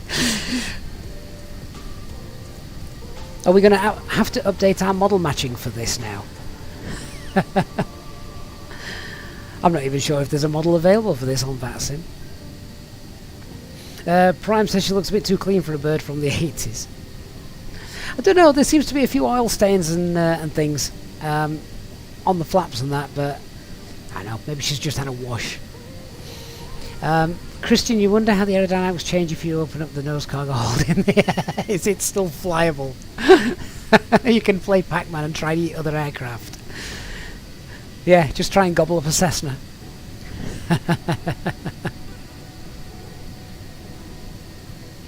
Steve, can I show outside when we put the wheels down? I will. I'll do my best, Steve. I would imagine when we come in to land this thing, it's going to be a pretty busy time.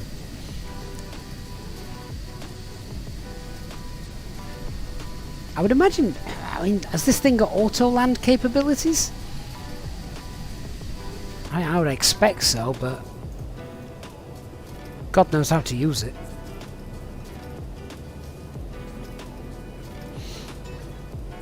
Mike, imagine hundreds of Antonov-225s on VATSIM in a few months. You do have to wonder, are they going to do the 124 as well? Which in some respects would probably be more popular as a cargo aircraft. Willie Thornton, that is a very good point. So Willie says they actually kept the plane pretty darn clean whenever he'd seen it. It always looked bright and shiny. That is true. Danny, could it even perform a hold when it's busy with traffic? I know, right? If an Antonov-225's coming in, can you imagine being that air traffic controller says, yeah, you're going to have to hold. Right over somebody's house at 7,000 feet. I can't imagine it being environmentally friendly. Get up next morning and your entire landscape is just covered in dust. Go and hold over the Greta holding point.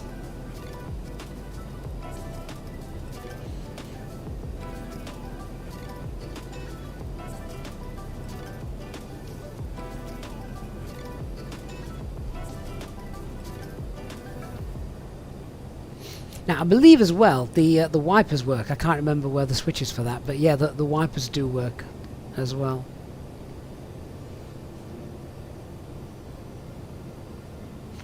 Danny, you think it always got priority? You can just imagine the conversation. Are you able to enter the hold at Greta? Yeah.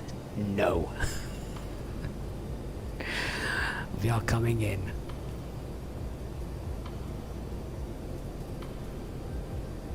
Mike says it probably got, it was always clean because it always got a water slough everywhere it went. Yeah, very true. Tuta says, I think VAT seems to ban the aircraft, otherwise there'll just be hundreds of Antonovs landing at Heathrow. Well, even if that was the case, they'd have to be managed correctly. Christian, can the 225 dump fuel, or does it just not know the term maximum landing weight?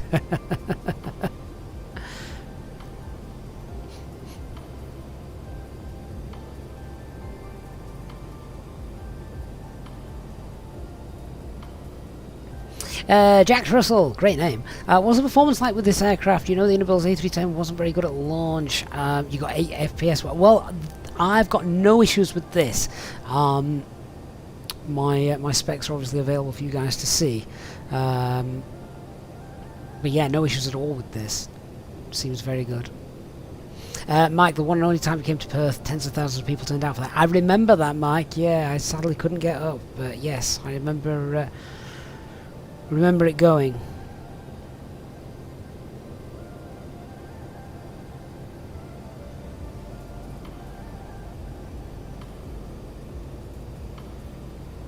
Danny, yes, with 16 wheels. I think it's got more than that, and about 32 wheels.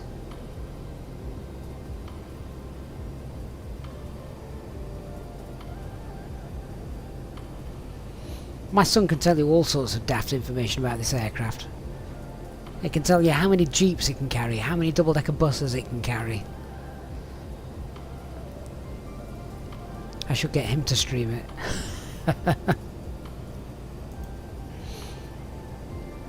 I'm going to turn those fans off, because Danny, was it you that said they become annoying after a while? You might be right there. Which one is it to turn that off? Is it that one? I don't want to press the wrong one. Is it that? Was it that? I've probably turned something off that I shouldn't have turned off. Right, I need to find the word for betten and just turn that one off. That's that one. So what's the one next to it? What's that?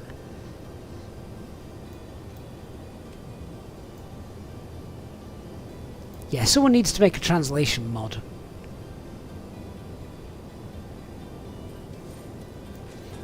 Hey Wayne, that's the eject button. Russians don't know the meaning of the word. Or Ukrainians now, I should say.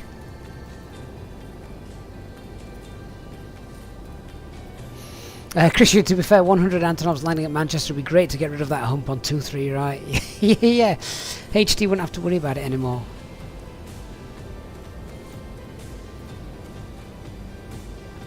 This must be a little bit... not upsetting, that's the wrong word, but maybe a tad annoying. So... imagine you're the crew, you know, you've done your thing. That I'd love to know what this says. Oh, there you go. Rescue rope, lifting capacity no more than 3 people. What, at a time or period? We'll draw lots for the 3 that can escape. Yeah, so you've got this window here to have a look out of. And that is it. No other windows for the crew to sort of peer out of and see. I mean, that's no good. Half the fun of flying is the view, isn't it? So...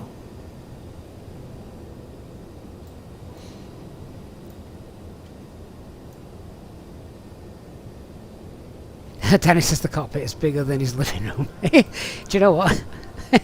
This cockpit is cleaner than my living room. What do all these things do? Like these, they work. I could push it. I'm not gonna. I mean, they had the chief pilot of this aircraft, didn't they? Working with Inibuilds to make it as realistic as possible.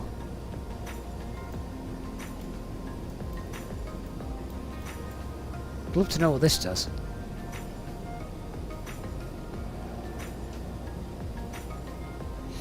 But yeah, I just need a translation matrix. A universal translator, as they would say in the Star Trek world.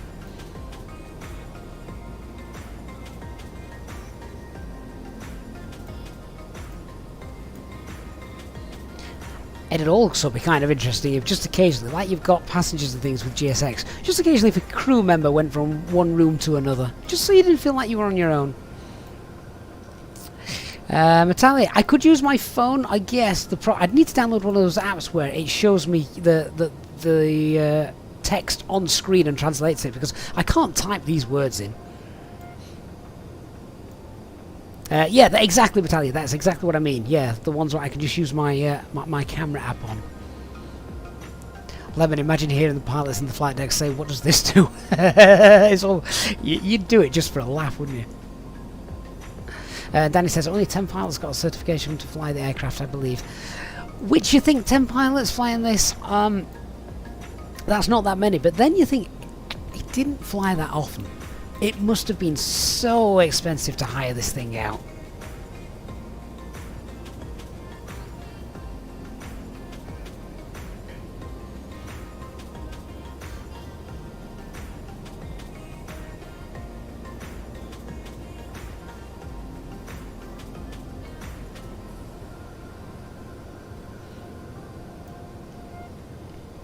So, just trying to work out where we are with this thing. I wish I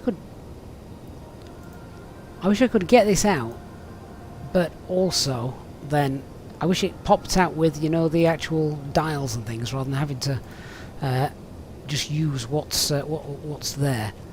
I need to get my head around using one of these. I really do. So where are we at the moment? Guess this is why they need an old-fashioned navigator. We're on our way to Flevo, or Flevo, which is where? Here. Oh, okay, we're nearly north. We're coming up north of Amsterdam then. That's fine.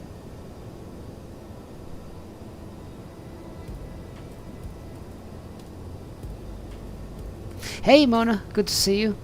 Revel, just use Google Translate. That's the problem though, Revel. I can't type these characters into Google Translate, can I? Not on my keyboard.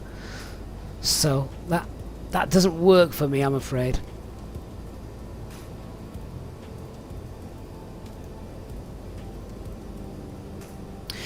So, just going to do a very rough calculation. We are at, we're cruising today at 32,000 feet. And then we're going to have to work out when to start descending.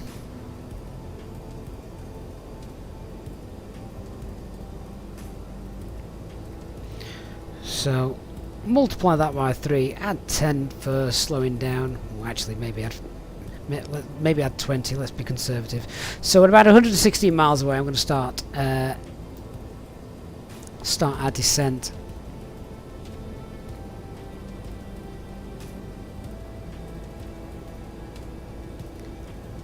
So we'll just keep an eye on that. We're currently what? We're currently 387 miles away.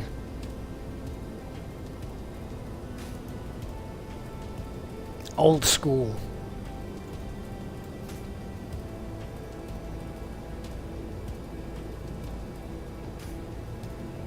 Natalia, did I type the flight plan in manually or did I load it in? You had issues, it froze your cockpit yesterday after you put the route in, the JNS shut off. So, no, I loaded it in. I do not know how to operate one of these. So, I thought, you know what, I'm trying to operate an old Soviet aircraft. There is no chance that I'm going to faff around trying to do, trying to learn this at the same time.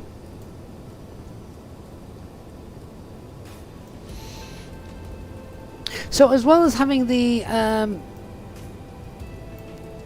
comms up there, we've also got it here as well, have we?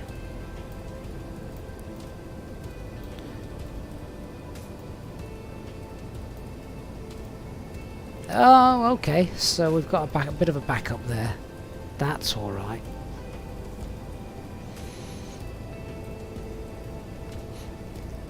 So if we want to start getting sort of really prepared, I'm not even sure what the arrival is for this, to be honest.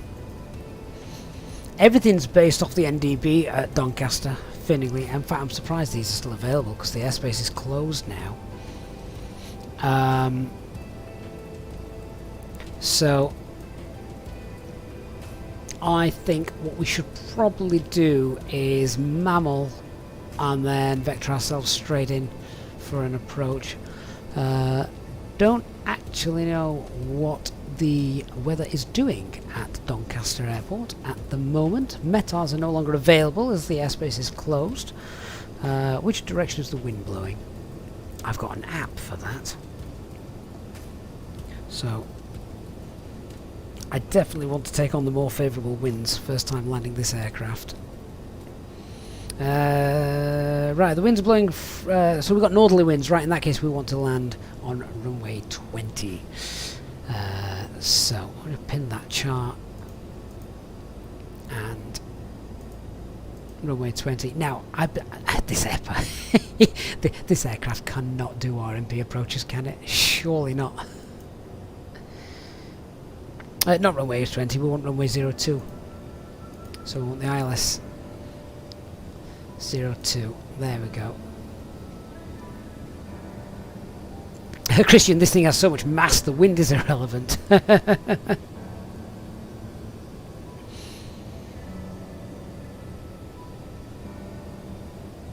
going to be fun to try and bring her in.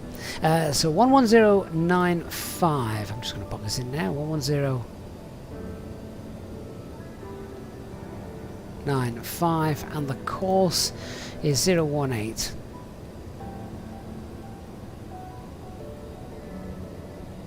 There we are.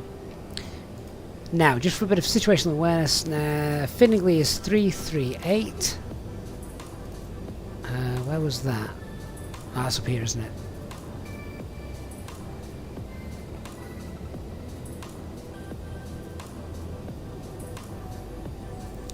I love how each number's got its own dial. What's this for?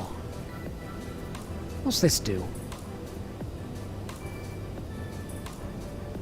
I mean, it must do something. It moves. And I'm guessing, looking at the colour of the cockpit, that it's usually in this position. But I don't know what it does.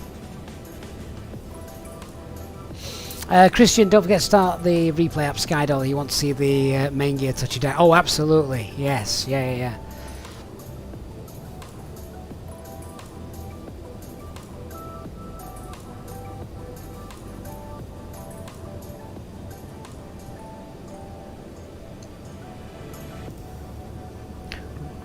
The only other one I'm going to program in then is, as we are coming in, there's also a Gamston VOR, which it's not. I don't think was ever authorised because she became under radar vectors at Sheffield. So what we could do is, you know, if we really wanted to, we could track the Gamston VOR, and then from there you're almost sort of in line. You'd capture the localizer definitely. So what is the Gamston VOR frequency? That is 112.8. So let's go over here for that.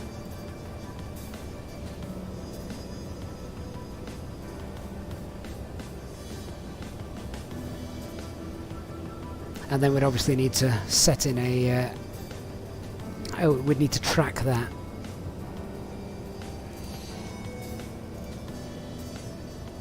There we go. Right, so I think Amsterdam's down there somewhere. Back here, so it might not do anything. Could be the ADF volume, maybe. Paul says the switches I was thinking about pressing was something about cut fuel on takeoff high altitude aerodrome. Yeah, I don't want to... that doesn't sound like anything I want to be pressing right now. I mean, are you not impressed that we've made it this far?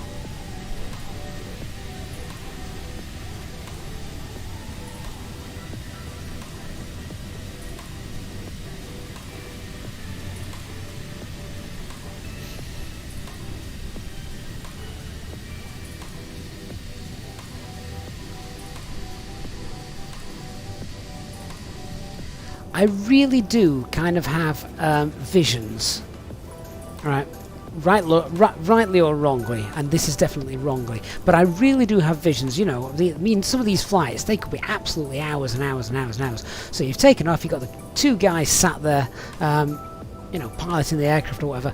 By the time all the other stuff's done, these are like seating compartments here. I've just got visions of guys sat there drinking vodka and playing poker, and I'm sure that's never happened, but it's the kind of images that I've got conjured up in my mind of things that should happen when they're, you know, just sat airborne at 32,000 feet over the Atlantic somewhere. Matthews, do the circuit breakers work? I don't think so. I mean, that is one of the few things that doesn't work, to be honest with you. I mean, just as I move my hand across here, you'll see that all these things work. I don't know what they do. I'm not touching them.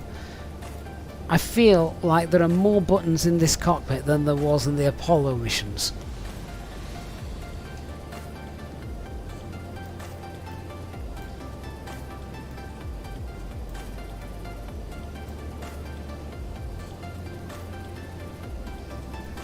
Oh, here's another one. What's this do? Let's just find a dial and see if you can translate it.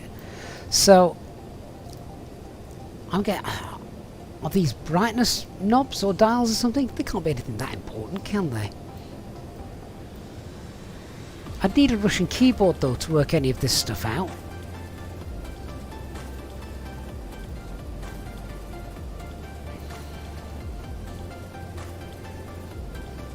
Well, Lemon Wolf, you love the 90s TVs around, or the C cathode, what are they called? CRTs. Cathode ray TVs, yeah. Anthony, you can translate. Seriously? These are the lights, are they? Can I turn them on? What does it turn on? Oh my, well, look at this. Yes! That is brilliant. I love that. Nighttime flights are a possibility. Is this bottom one a light then as well? Now see, these letters look different than this one. So what does this mean then, Anthony? Anthony, where were you at the start of the flight, mate? I could really have used your help. Lemon Wolf looks like a light from a surgery room.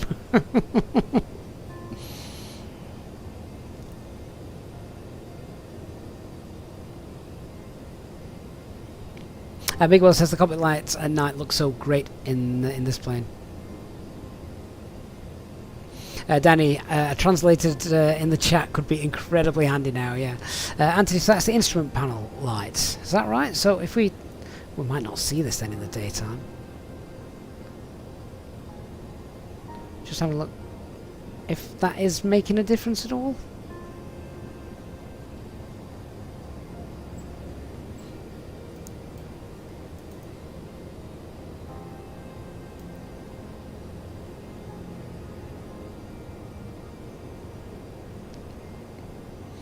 Leon, we've got someone who can trigger a failure without having to redeem easy points. Yeah, just tell me that something's harmless when actually it's the engine release.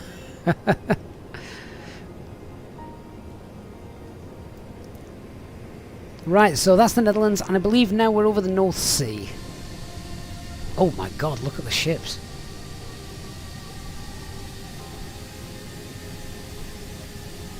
I have never seen so many ships.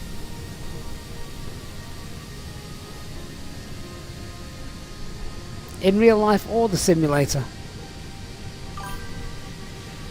Wingflex, thank you for the follow. Bossman Gaming, I'm not using the Flow, no. I don't have it installed. Bacchus is like Dunkirk. These ships are a lot bigger and heavier.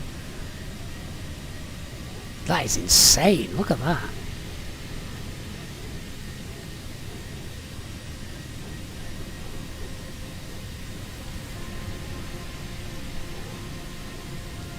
The weather may be nice in Doncaster. I need to go and have a look out my window. Captain Q, is the vessels an add-on? Yeah, from Orbex, the sea vessels.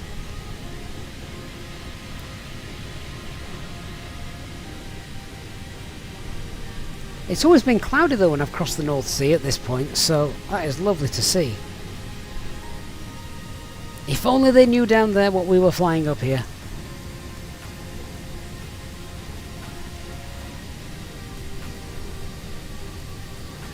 Be brave, like Ukraine.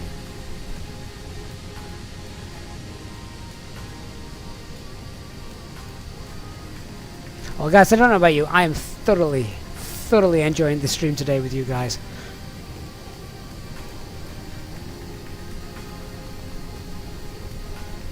Made special, of course, by the Antonov-225. And I will say again, if you weren't here right at the very start of the stream, that this is a payware aircraft available from the Microsoft Flight Simulator marketplace, but all the money from purchasers of this aircraft are going to Antonov in the hopes of rebuilding the Antonov-225. So even if we never fly this again on the channel, it is well worth the purchase. Hey Jim, thank you for subscribing. Wingflex, that is it the North Sea or is it the Channel? Let me just have a look whereabouts it is. I'm not actually sure where the border is. I guess that would well, the English Channel is down here. Where it becomes the North Sea, I'm not entirely sure. It's kind of a bit of both, really.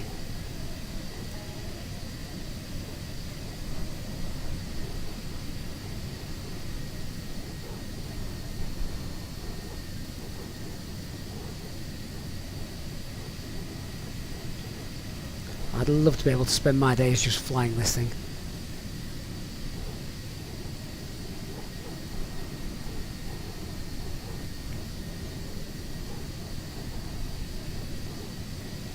Steve says he's heard from someone else that they have a 225 that's 70% complete now. Well, originally there was two, wasn't there? There were two, and only one of them was ever completed. The second one, as far as I'm aware, was undamaged in the attack, so maybe that's the one that's worth investing in. Hey, Beluga on PC, good afternoon. Bossman says this would look cool in Easyjet livery. Oh, imagine how many passengers Ryanair would get into this thing. A380? What A380?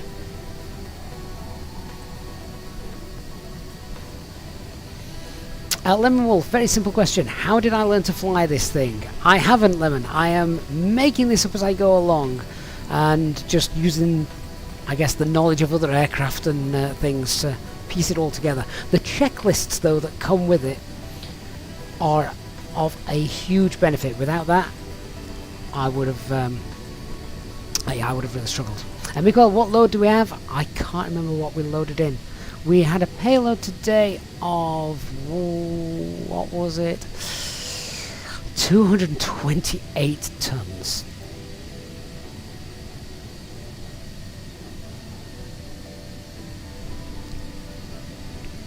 Danny, you can't say that. Danny says his mother-in-law would just about fit. I'm guessing your wife's not home either.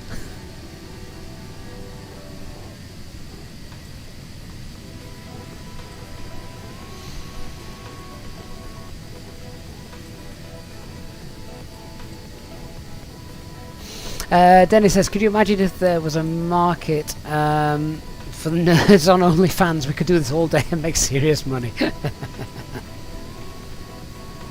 Wingflex is actually a lot of traffic there in real life. Yeah, in the North Sea. Yeah, absolutely.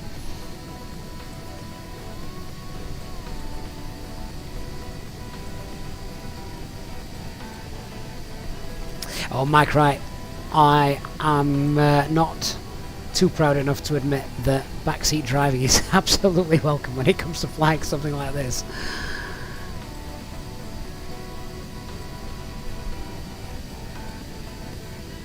I just love the views that she's giving us. Pilot, Power and C, am I doing a giveaway of this aircraft? No, because this aircraft and all its proceeds from the purchase of the sales of this aircraft are going to Antonov to try and rebuild this aircraft.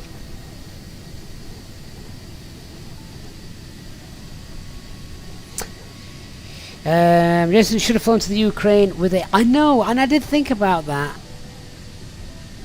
What I wanted to do was take it back to its home, but there was no payware add-on available, and the one in the default airport in Microsoft Flight Simulator is not really that good. So, you know, I didn't really want much of an anticlimax when we got there.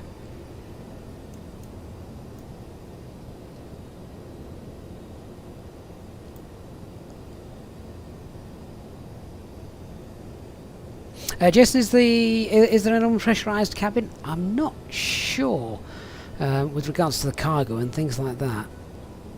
I would imagine you must be able to pressurise it.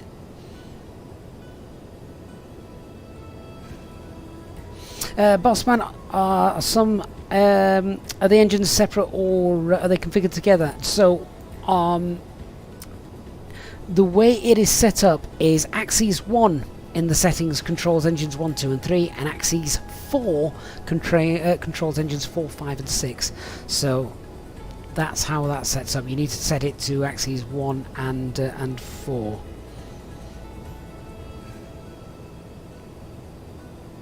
Jason, is the cargo unpressurised? Fair enough, so they can't actually take animals or anything like that. That's interesting.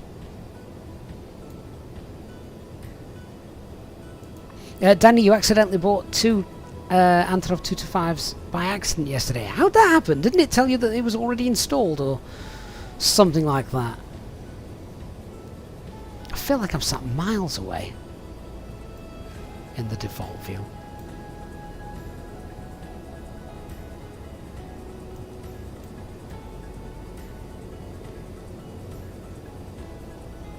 Hey Dan, so sorry, popped out to get lunch in a cheeky Costa. Good idea. The fact we're still online tells me we've not crashed yet. No, not yet. Not yet indeed. The fun bit is still to come, guys. The fun bit is still to come. We've got to land this thing. So it might be worth just having a look at the checklist for stuff like this. So approach, autopilot, flap speeds, 5 miles, flaps, gear. I mean, this is all basic stuff.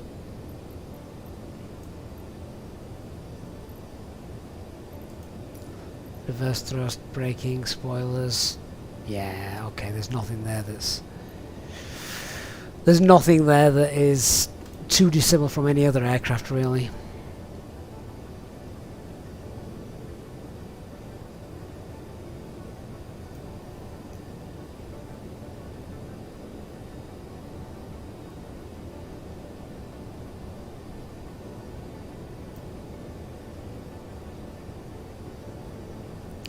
So I worked out probably about 130 miles away. I want to start my descent. We're currently about 200 or so miles to go. So it's not going to be long then before we start heading down.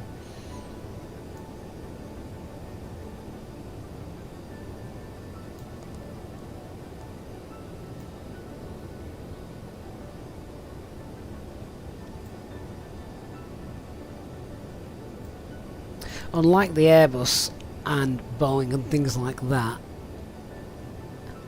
don't think there's any kind of flight computer to enter in the arrival METAR and get a VAP speed.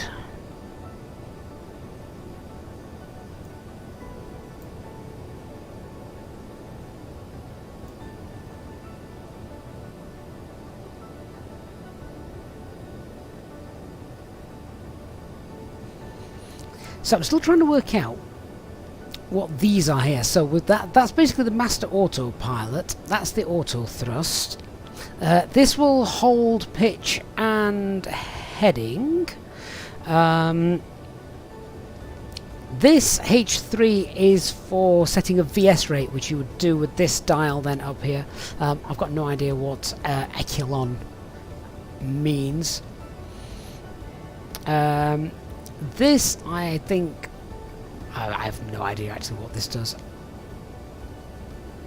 I think that just continues to hold whatever you had previously set before you start messing any of these. The PC, that is the main thing, so that means this is now following the navigation. When this is engaged, it follows all of these.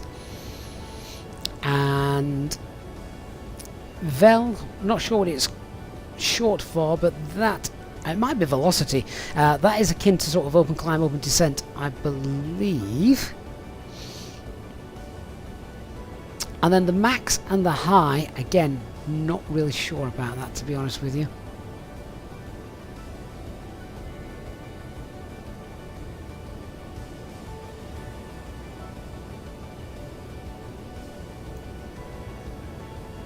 Where do you see how much fuel you've got left? Yeah, I can cheat and look up here. No idea. What on earth is that button? Maybe I'll wait till I'm on the ground before I push that button. There's just so many different units available to us. I'm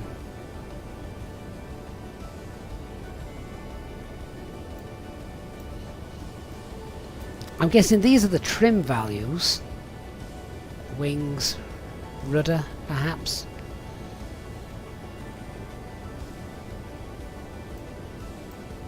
See, that's another thing. I've no idea how to fly an ILS approach. I'm guessing we'll turn that to approach and then just keep this armed. Fingers crossed, it's going to get a glide slope and a localizer in there. Jepo59 on Twitch, hi mate. Yeah, we got airborne, and I don't think I've sworn yet, but we haven't started to land yet.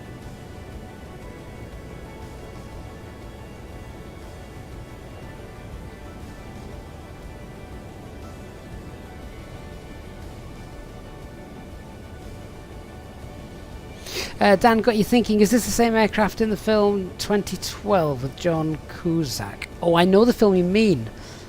Don't think it was this aircraft. Miguel, turn it to approach and PC tunes into the localizer, turns it into the localizer, and the vertical control is the glide slope. Oh, that's this one then.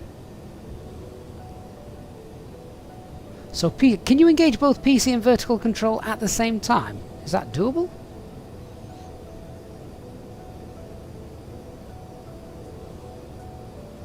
And Matu says you're going to need to press the ILS button below the HSI to get the glide slope indication, he thinks. ILS button below the HSI, is that down here? There's an ILS button? Where's that? I'm just hoping for a nice day and a visual approach.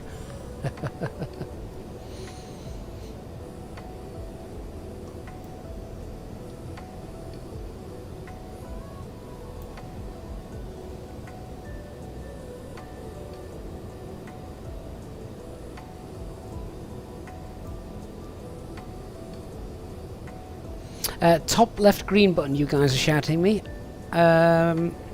So prime, here we go, in approach mode. So for the ILS mode, for the approach, PC to lateral and vertical for the glide slope. Lateral. Now, when you say lateral, are you referring to the approach just here? Presumably, prime.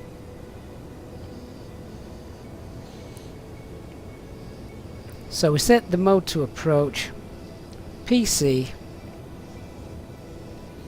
and then on the 4 buttons HSI, turn on the top left for the ILS. Is that this one here? This one that says, what, knock? Is that it? Knock, that's it, yeah. You're going to have to tell me the translations, guys. I can't speak Ukrainian. I don't... I have no idea. So we're going to have to press this one. I think it doesn't help as well, guys. The chat is about 20 seconds behind the stream as well, so... yeah. So let me get this straight then. When we're ready to intercept the localizer, this is my plan. You can let me know if this is going to work. So we are going to set the mode to approach. We'll have PC engaged. We will have vertical control engaged, and we will select NOC. Sound good? And we need to turn this on before the approach mode, otherwise it won't work. I'm hoping that was all right. So press this one first and then do this. Down here, then up there. I guess we'll find out together in half an hour's time, won't we? How long before I've got to go on the school run? About an hour. Fair enough.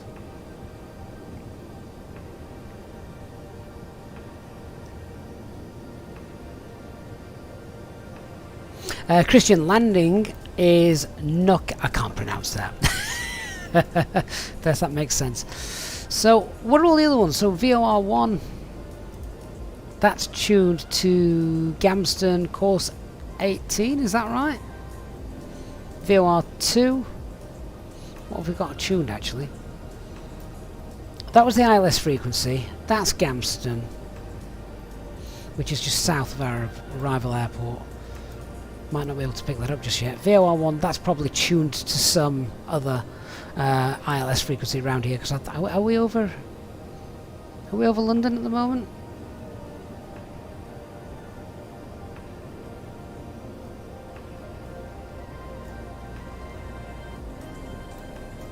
Now we just turned there, so I'm hoping that me pressing these hasn't done anything. No, it can't have. We're still in navigation mode, so that's okay. Anyone know what the rest means then? So we've got VOR1 and then something else, VOR2 something else, VOR1 tech, VOR2 tech. I don't know what that means. APK1, isn't that the format of a file you download on an Android device?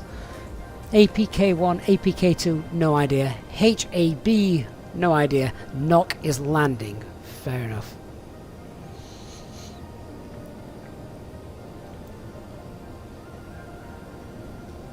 Christian, which VOR is in my GNS at the moment? I have absolutely no idea. Where are we going at the moment? Let's find out. Mogley. We're currently inbound to Mogley, which is here. So, we're north of London now.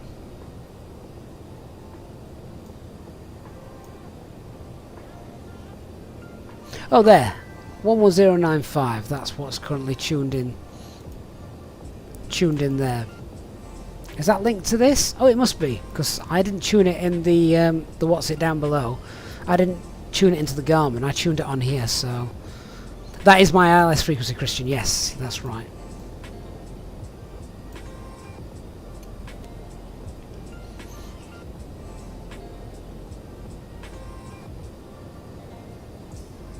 Anthony, the internet says APC is probably automated radio compass. No idea what that does though. Useful.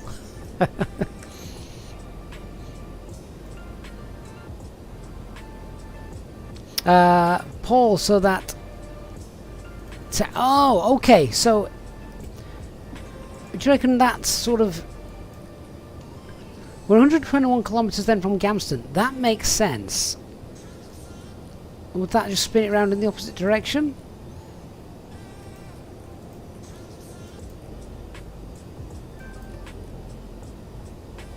I didn't know if it was an inbound course and an outbound. Maybe not. Radial in, radial out. Yeah, that's what I was thinking.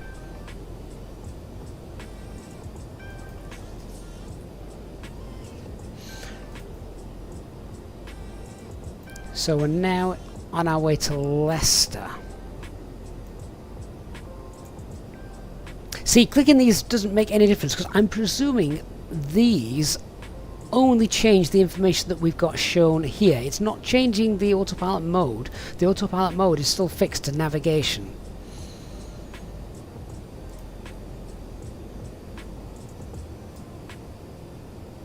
I'll tell you what I do need. How do I get the map? How do I get the map on the Garmin, guys?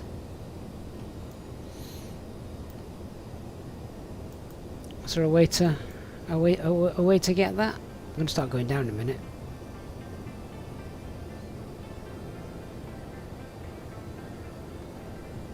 Yeah, I want to start going down now. Right, so we want to get down. I'm going to get down 10,000 feet to begin with. So where's my converter gone? 10,000 feet. I want 3,000. Yeah, let's call it 3,000 meters. That's fine. So if we now do 3,000 meters.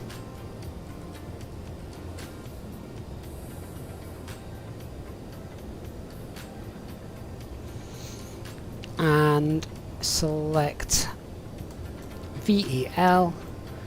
Speed should roll back and we should start to descend, I hope. Down we go. Now, how fast we're going to descend, that's going to be the interesting bit. Have I got ground speed in knots anywhere?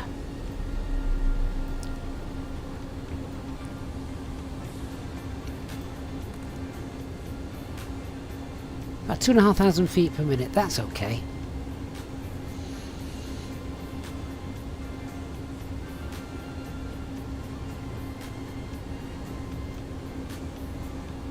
I was just hoping to have a ground speed indicator somewhere.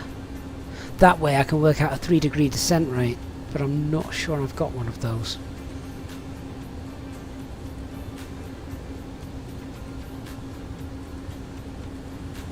So we're effectively in open descent, which means that the speed will stay the same and it's going to obviously reduce thrust, which it has done, and then it's going to lower the nose, and that will then yeah, that will be how it maintains its speed. Hey Jet, is that 2,500? Oh, it might be actually, it might be meters.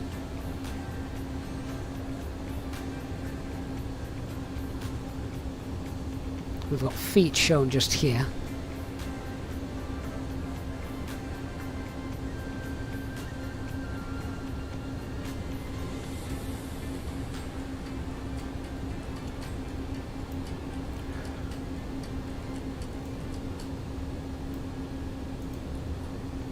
VOR1 is not showing, that's fine. Oh, this makes sense now, because there you go. So this is good old-fashioned navigating. So you can see the needle now coming across here, which makes sense. So if we turned to heading what?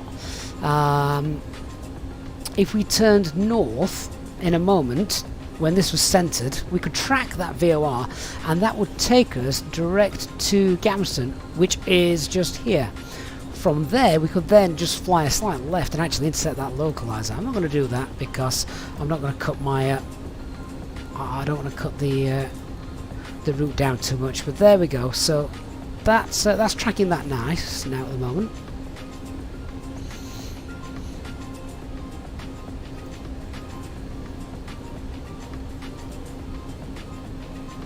And what we've got up here, this is a true airspeed. That's going to be in kilometers though, surely. Oh, hang on. Is that ground speed? I have got a ground speed there.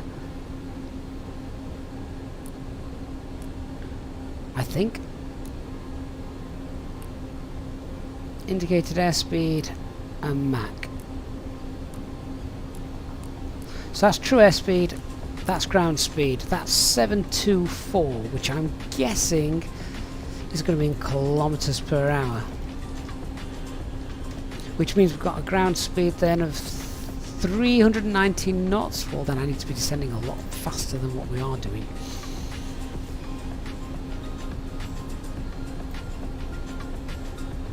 Otherwise, we're probably going to be a bit high. If we're high, we're just going to have to circle it.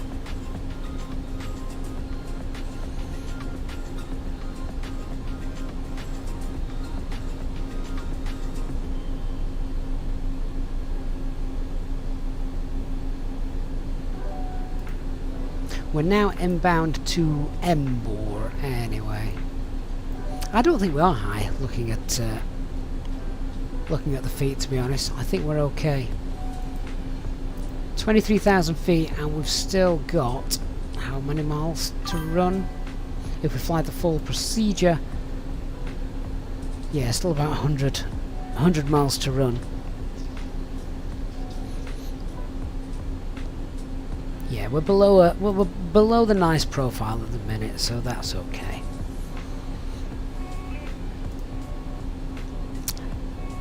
Peaks Bar, thank you for the follow.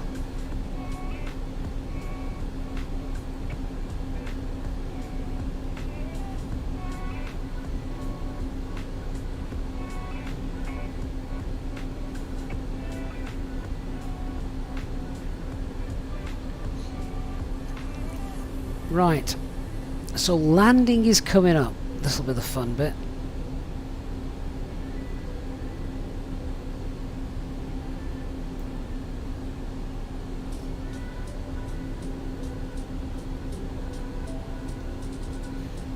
I'm hoping this is not a big deep cloud layer. I need good visibility, otherwise it's going to be a mess of a landing.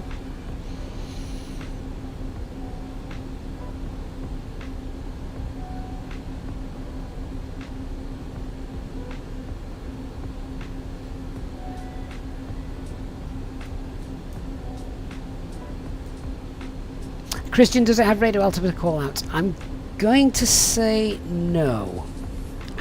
At a guess. Hey Flex on Twitch, hope you're well. I mean, it might do.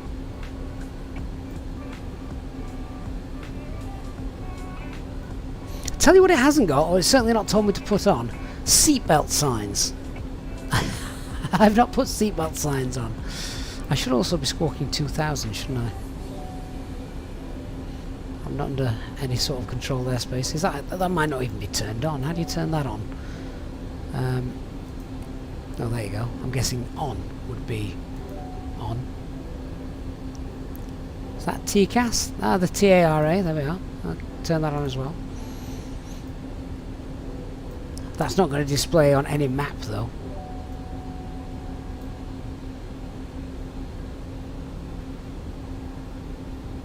Hey Chris Morgan, I'm very well. Yourself? Flex, do I like this aircraft? It's a learning curve in more aspects than many. I think it's safe to say. Now, just on this descent, let me just check MSA. I don't want to come smashing into the Pennines. I know 3,500 feet keeps us safe. I'm just checking this out. So we're coming at Embor. Right, we want flight level 120 at Evson, according to this. I'm not going to pay too much attention to those, to be honest. And a max speed of 250 knots. So let's see, where are we currently directed to?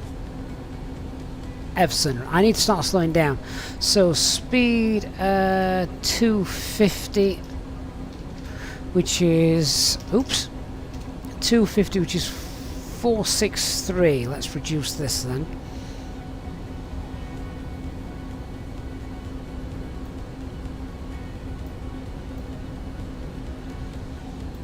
Mike says there's no need for TCAS, everyone would see you coming.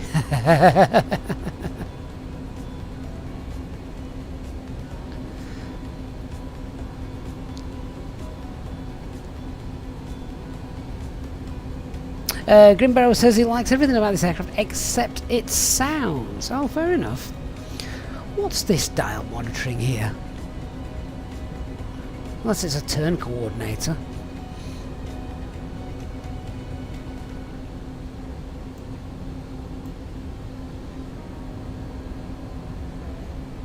Right, speed's 250 knots, that's fine.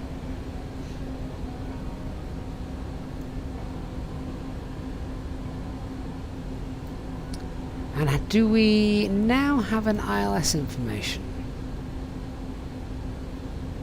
I think we might do, you know.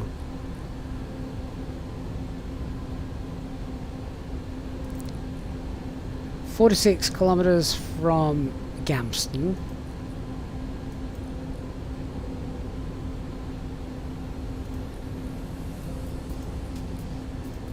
"46 kilometers from the ILS, 45 from the ILS. Now the course is set 018. This 24.6 then here, is this a distance in miles? 24.5 miles, is that 45 kilometers?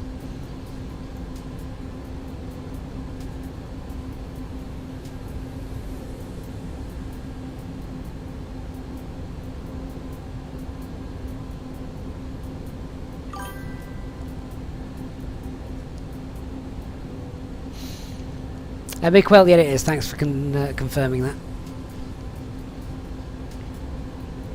I feel like my workload is about to shoot up.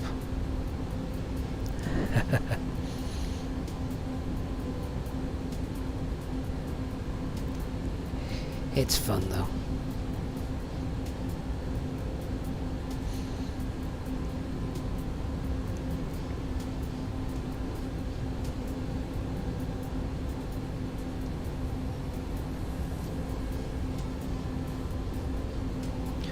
So my plan will be to get us down to the waypoint Mammal, and then from Mammal I'm always going to just kind of eyeball it just a little bit. I'm not going to be flying a full procedural approach here, so what I want to do is maybe just before we get to Mammal just veer off right a little bit, then come round and settle for a nice long final. That's the plan.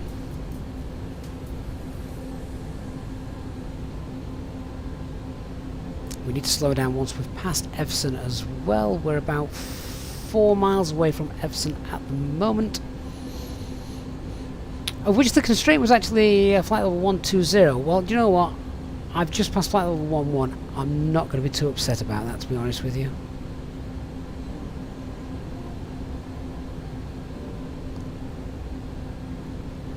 So, nice right-hand turn coming up in a second.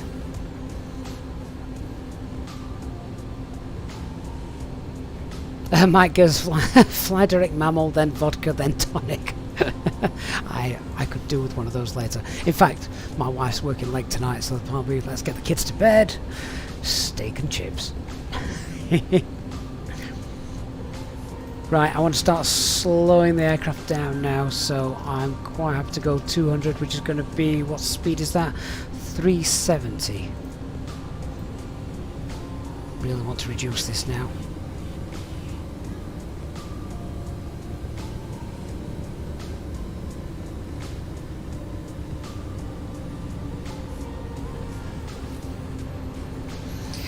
Now let's continue the descent to 2000. What's our platform altitude? Platform altitude is 2,500, MSA is 2. That's fine. So that's 762.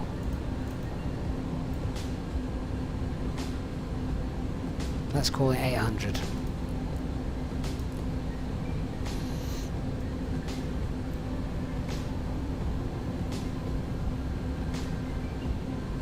Chris, have I tried the desk light behind us? Yeah, I did. Thanks to someone telling me how to turn it on. Yes. Right, we're about to enter the clouds. It's time to start concentrating a little bit now. I think this is where the fun bit is.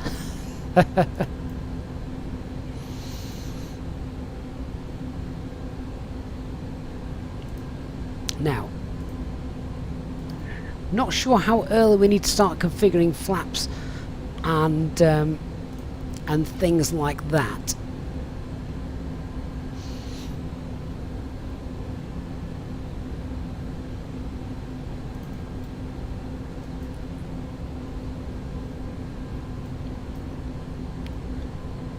Right, so this makes sense. There is a localizer. I've not got a glide slope showing just yet. Oh, actually we have. We're above it. That makes sense. That's okay.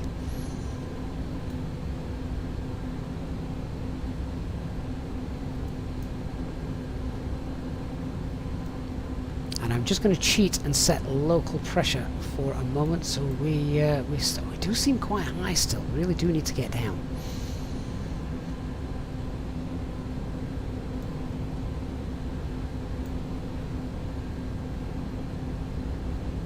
Mike, if you're stuck in ones, there's a setting on the EFB to change it to hundreds.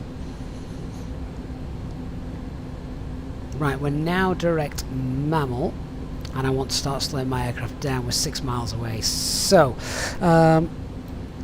let's set a course, or rather a heading. That should do. And now, if I bring this around to there, I think, turn that on, this should start to track this.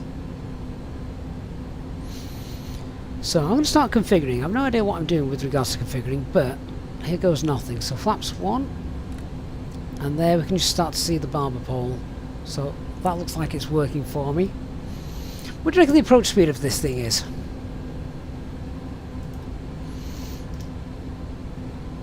$150, which is what? 280. Right, I'm going to start really reducing this now.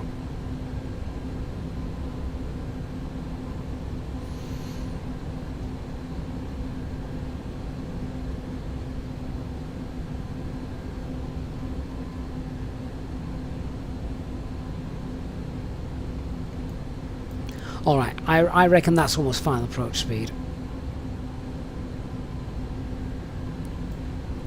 How high are we?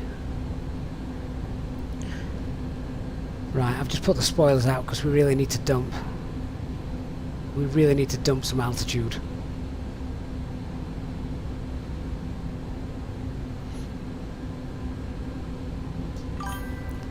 Next level of flaps.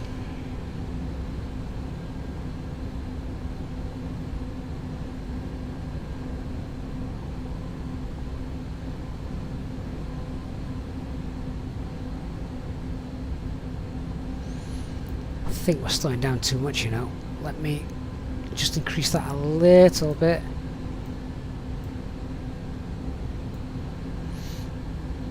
Oh, this isn't good. What on earth is going on here?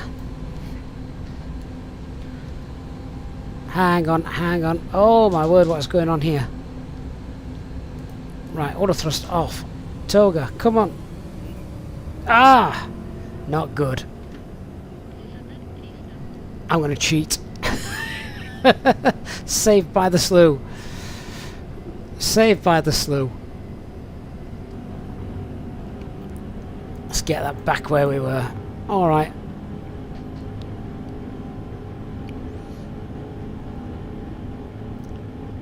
Autopilot is off. I've no idea why. I think I've got half spoilers out on one side and I've no idea how to get them back. Anyone know the keybind for spoilers? I have. I've got spoilers out on my left wing and not the others. Get those up. Right, I've had to do that manually. It's not liking it. It's not liking this at all. It's really not liking it. Oh, what a mess we've made of this. I don't appear to have much authority over it. Let me see if I can just get some airspeed back, then we'll sort ourselves out.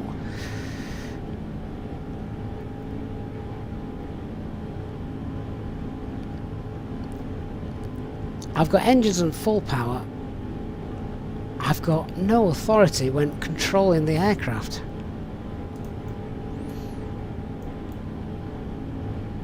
What's this flashing here saying? Terrain.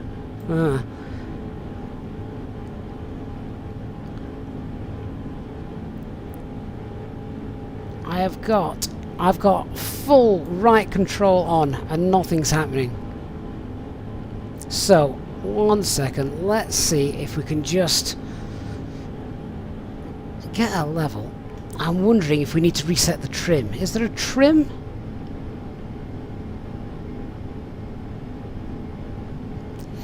I need some altitude. Let's quickly grab some altitude. Pop that back in. I've no idea how high we are.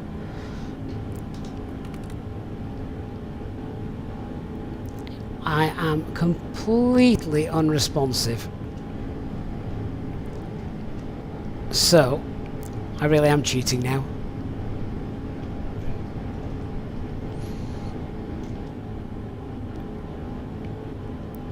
Alright, I think might have got control again just a little bit. I'm going to re-engage that. No, look, see where... Look at the turn indicator and the flight yoke.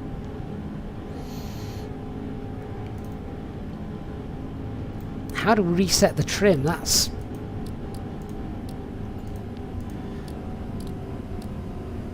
Okay, hang on then. Active pause. Let's have a look. What's happening here?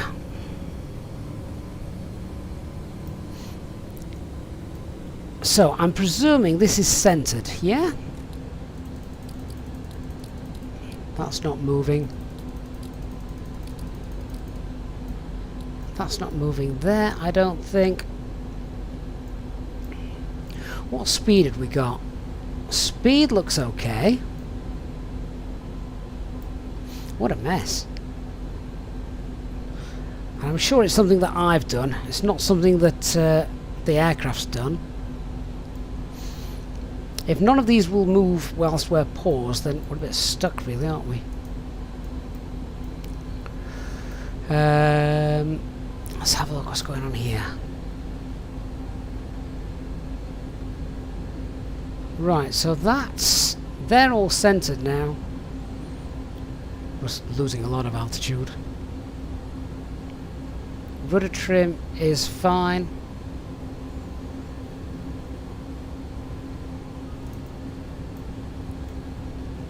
I think we're just going to throw up.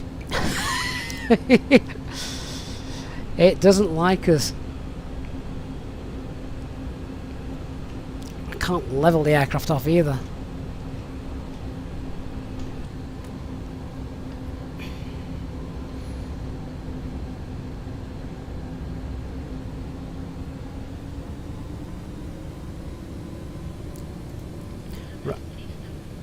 I am going to keep the autopilot off because I don't think that's helping.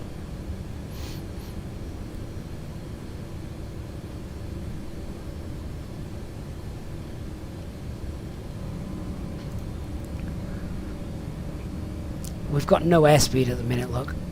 We need airspeed.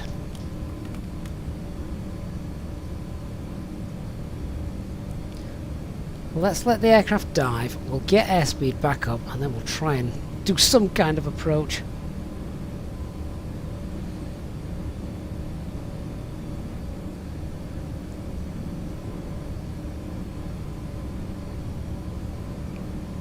We've not got anything daft like the gear down, have we? I am hard over left at the minute, and it's still wanting to bank to the right. Autopilot's not on.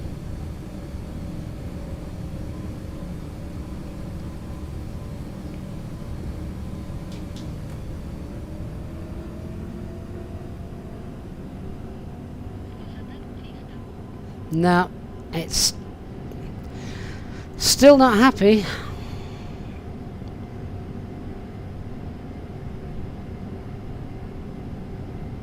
Maybe it's something about Doncaster it doesn't like. With regards to the axes, no, we're just using normal axes in Microsoft Flight Simulator, nothing daft. Nothing daft. I mean, we've lost airspeed again now just doing that, but I'll get that back up again in a minute. My God, if this is as difficult to fly in real life as this, then God bless those pilots. Christian, autopilot is off at the moment. Autopilot is fully off. But have a look at my my control. So at the moment I've got full left in, and we're hardly getting anything. So the moment because we're losing altitude, that's fine. I want to gain some airspeed. Gear is up. But the moment, if I let go of this now, if I let go of my controls, yeah, you can see the aircraft just falling out of the sky, look. It's just falling out of the sky. I refuse to let you crash.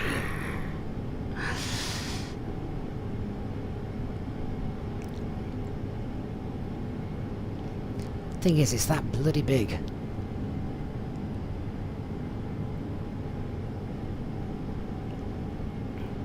Right, I'm gonna... If I have to take her into space to get it sorted, I will. Oh, actually, I didn't mean it. That's 60,000 feet. No. maybe not that high. Alright, 28,000 feet. Let's try and get that airspeed back. Even if we have to dive and pull back up again. So we started to lose airspeed, which... Fair enough, we started to lose airspeed. That was my fault. That was, you know, I tried to reduce it too soon without the flaps. But, trying to get the airspeed back, at the moment we're toga.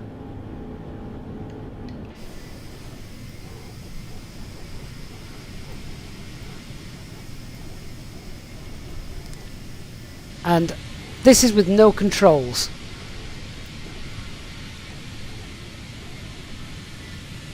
I mean, in a minute, I would imagine I'll end up overspeeding. Yeah, I'm overspeeding now. So, can we pull up? Pull up. Right, do you know what? Can I level her out at least? A little bit. I just got to get it back under control.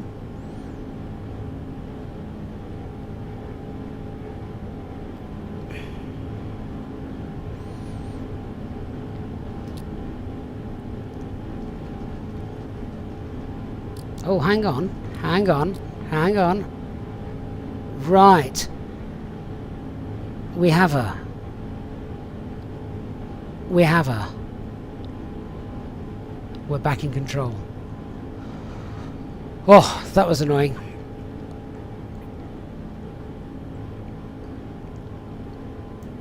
Right, auto thrust is on. Control the speed. We don't need the flaps.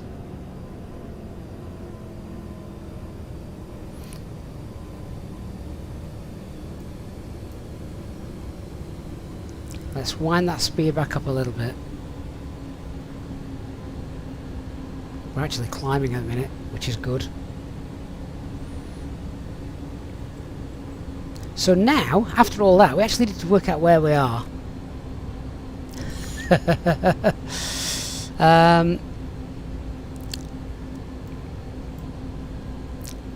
going to have to do some old school navigation for that. Let me get autopilot on. And let's just fly. Let's get the autopilot on. And, oh, where are you going? Where are you going? Off, off. I don't want any of that.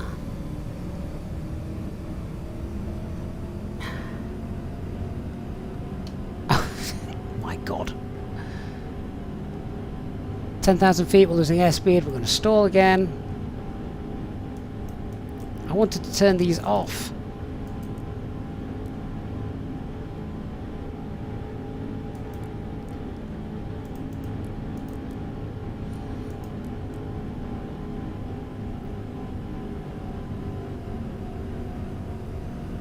Somehow, that's okay.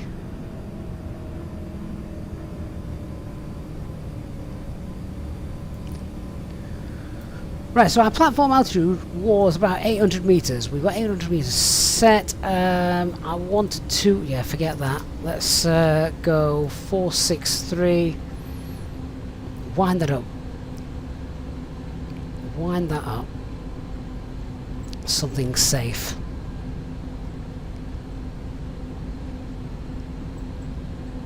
What are we at? We're back to 11,000 feet again now. Fine.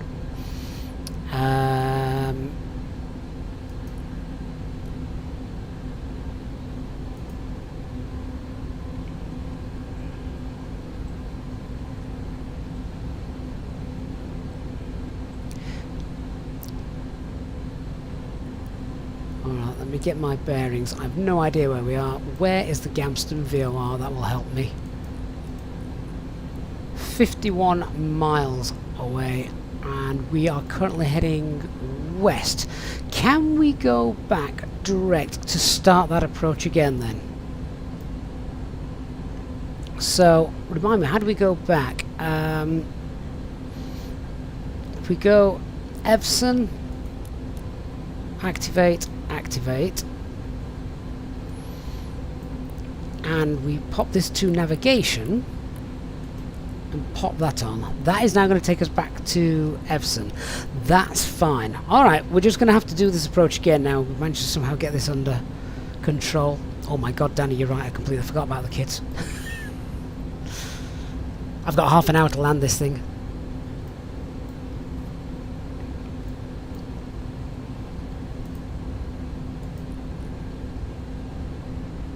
We're too high to pick up the ILS.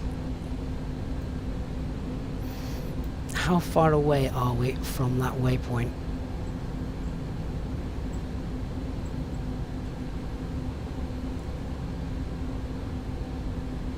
$5 miles. Okay, so I wanted to get down to the platform altitude, which was 8,000 meters. VAP, we're happy with that. What are we at now altitude wise? 8,700 feet.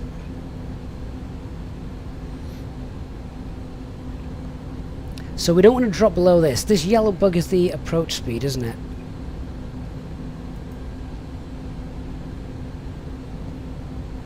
Tell you what, I'm not touching the spoilers again. That's when things start to go wrong.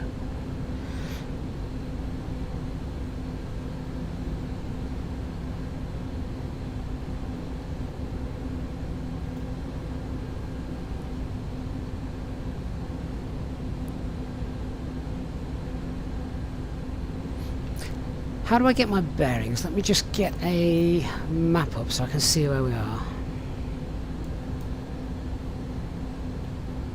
Right, okay, that's fine. I'll tell you what I need to do then. I'm going to go direct mammal from here. That'll work. So, if we go direct to mammal and activate that, keep bringing around, we should be able to continue on this course and hopefully intercept the ILS. Mike, we're not above maximum landing weight, are you? I have no idea. Does this tell me? It's on the weights and balance screen, isn't it?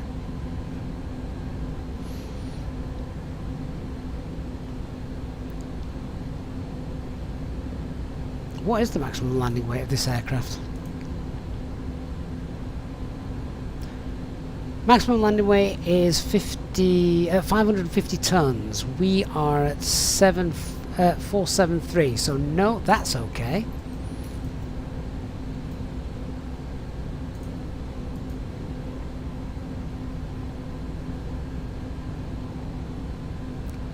Alright, so we're descending okay now. Should we try starting, try configuring again? 43 kilometers out. Where's this yoke come from? How do I get rid of that? Is there a way to... there we go. 22 miles out. Fine. Profile actually looks alright then. Let me start configuring. So flaps 1, or whatever it is. Set that.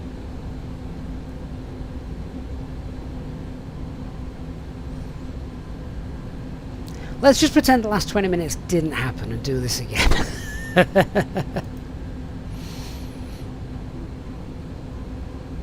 Seems to be behaving a bit more stable now.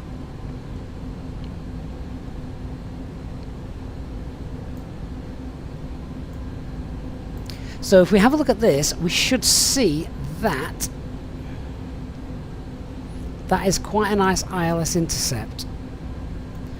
So in theory, I should be able, I've got this selected, I should now be able to press approach, shouldn't I? Should be able to press approach and then hit the vertical. Will that work, or is that just going to wreck things? I hope not.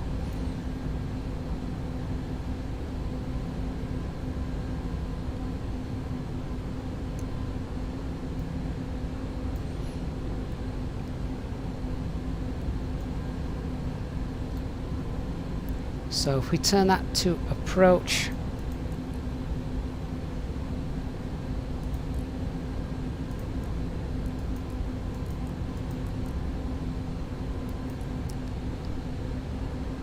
that all right? I think. I'm not sure what this one is all about.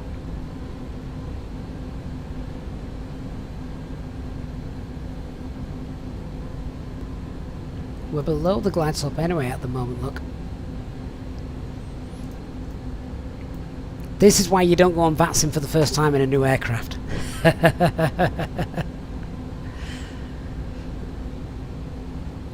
Oh, come on, get out of the clouds, don't be cruel.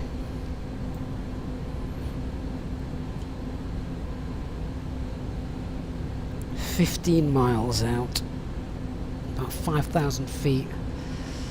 I could just do with getting down a little bit quicker.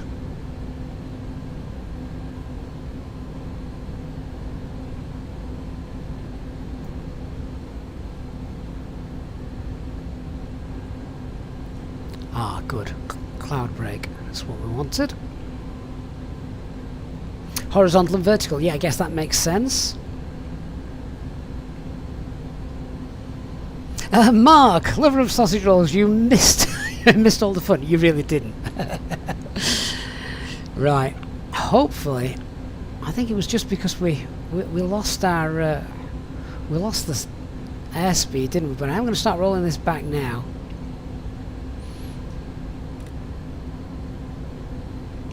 So I need to start reducing our speed just a little bit more. Need to keep coming down though. Wow, those flaps give you some lift.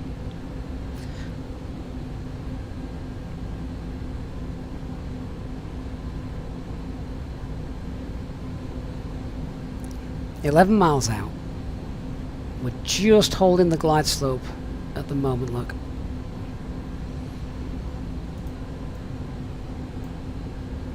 How early do you think we should throw the gear out?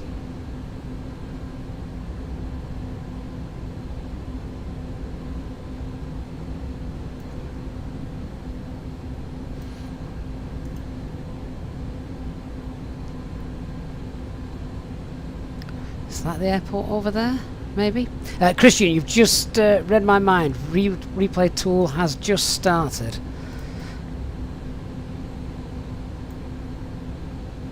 Do you know what? I think this is actually going to be quite a short final the way we've cut this in.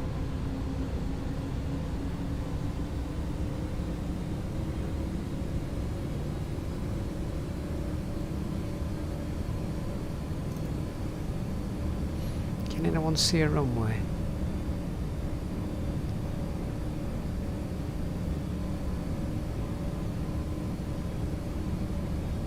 I think we may be approaching this at a far too shallow angle, looking at this.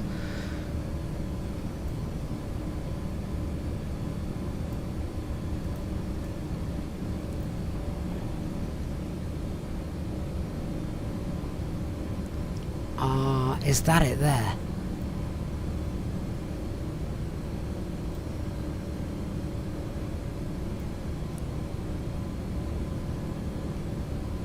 If it is, I'm going to have to just try and do a bit of manual flying and bring it over. But I can't say... Oh, hang on, it might be over here. Might be over there.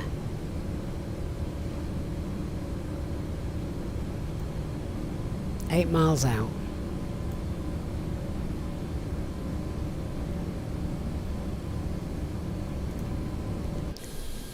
Hang on a minute.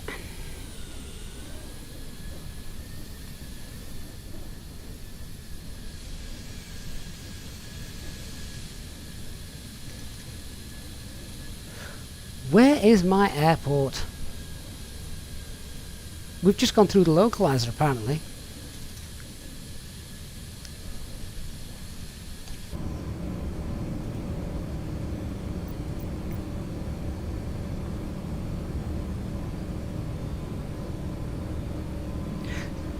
Oh, I see. Right. Oh, that didn't work. It's actually over there. Alright, plan B. We'll land on the other runway and make a visual for it.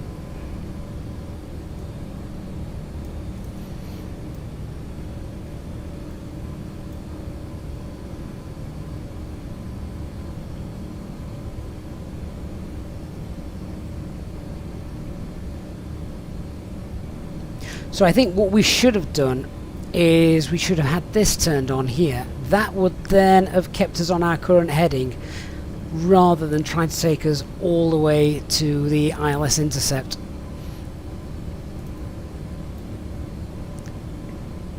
So we can probably still do this, to be honest. So ILS 20, we're going to be landing with a tailwind, but who cares? What frequency we got? 11095, course is 189. Alright, let's just go back over here. Where is it?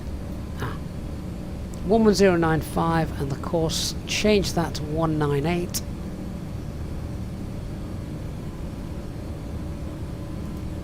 There.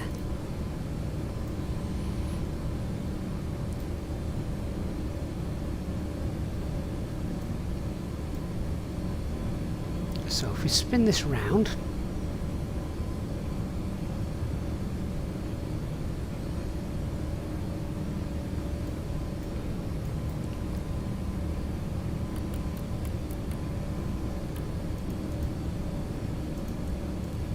should make a right bank now.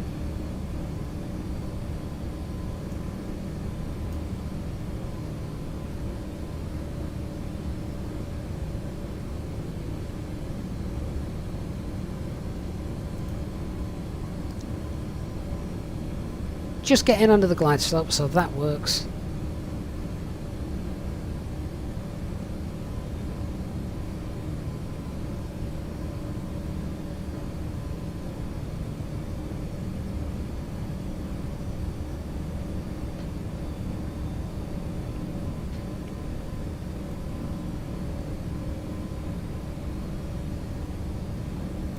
Just turn it around a little bit more so the ILS intercept isn't quite as drastic. Keep it coming round. Oh god, what did I just press? I've just trimmed something that I didn't mean to trim. That is dangerous then. I don't think we did that last time, but let's just be aware of that.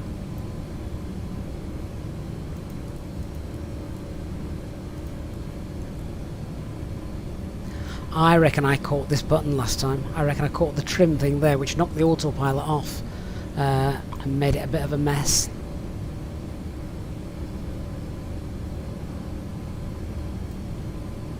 Mike is nearly midnight in Perth, but you're not going to bet till you see me land it. I'm only going to get one attempt. The schoolroom is beckoning.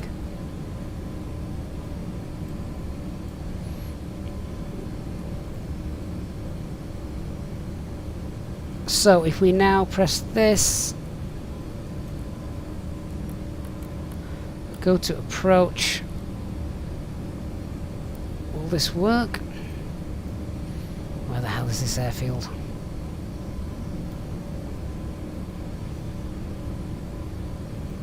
I think we're too high. We are too high. We're definitely too high. It's over there and it's bloody raining, can't see it. 6 miles out.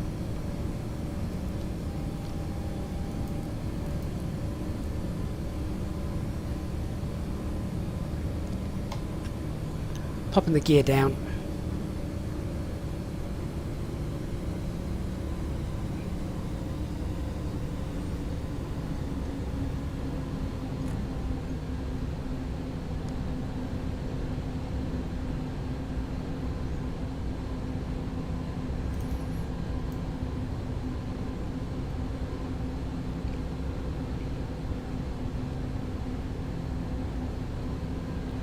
I think we've missed it.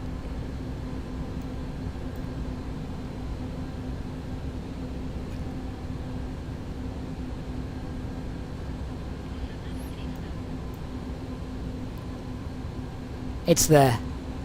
Let's make a visual approach. The weather's better this way anyway.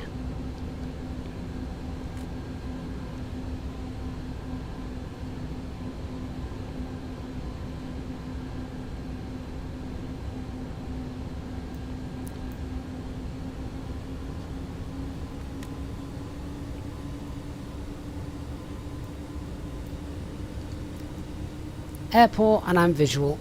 We're a bit low. I'll be scaring the residents of Doncaster.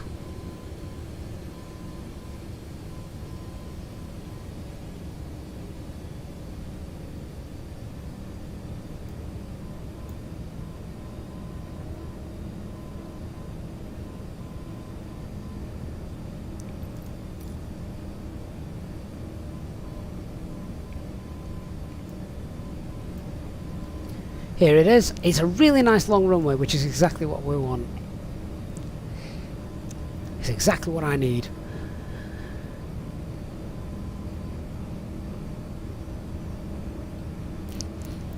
In retrospect, I guess I should have chosen an approach where the start leads you right onto the the ILS.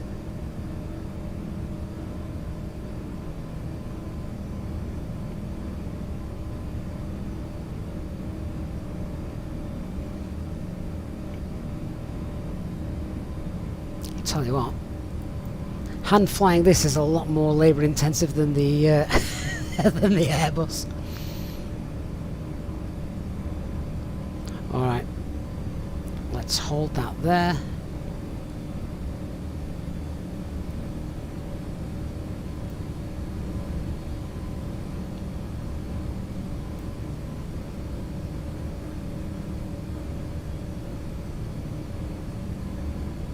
Four miles out.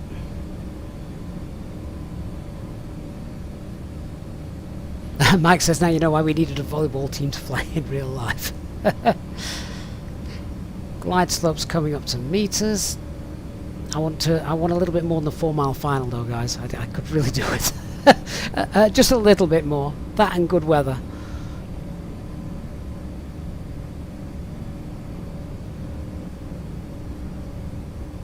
Does keep wanting to bank left. I don't know if that's the wind or if some trim isn't set correctly. Alright, what do you reckon? 6 mile final. Yeah? Let's go for it.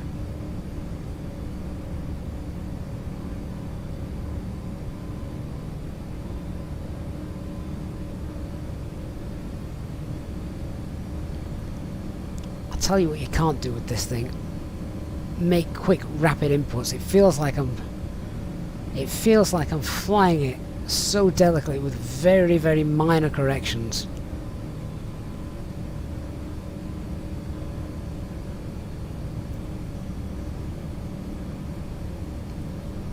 And you can't see out the windows. Probably can in real life. I'm just going to have to cheat a little bit and use the map for a bit of help.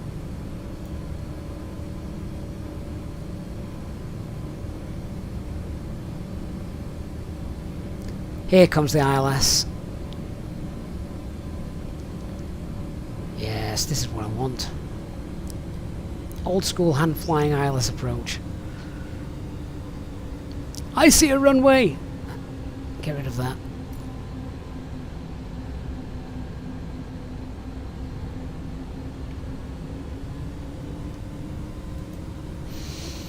Right, that's the default view. I don't like that. I'm going to have to zoom in a bit.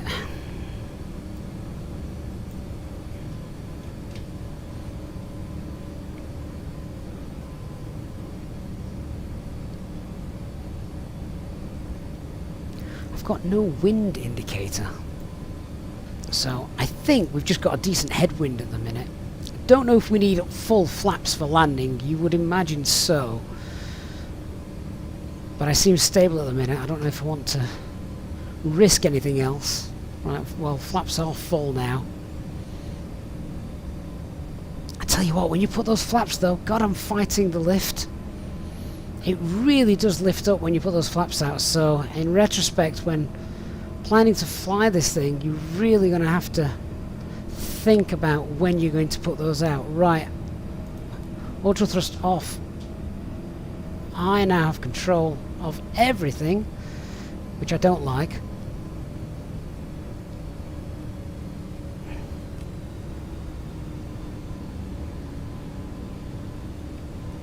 God, we're high. This is the first time I've landed this as well, guys, so good luck, everybody.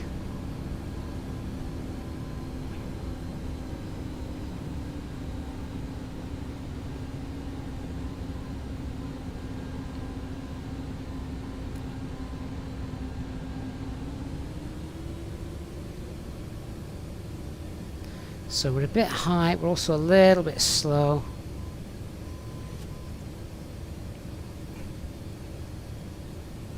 got no meta here. I don't know if there's a crosswind or what. It doesn't doesn't feel like it's just on rails. That's for sure.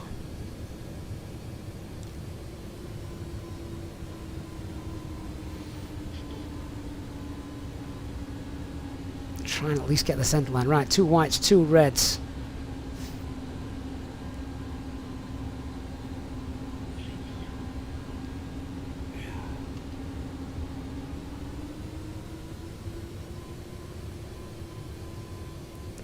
Come on, get down. Get down. Cut the thrust. Come on, float down. Float down.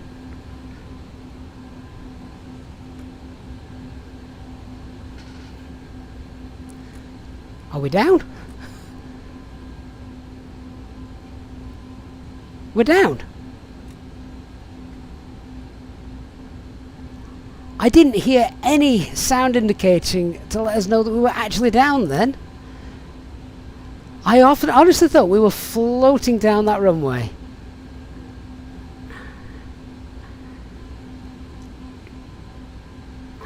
We are definitely going to need to check out the replay for that.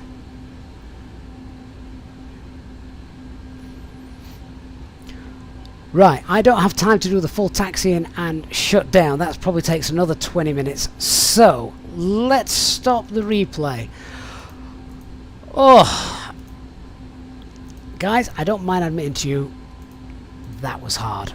That was hard work, and I honestly thought we were going to lose it with the when it all went wrong.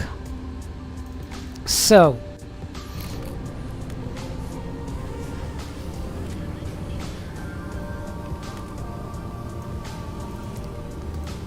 let's have a look, shall we?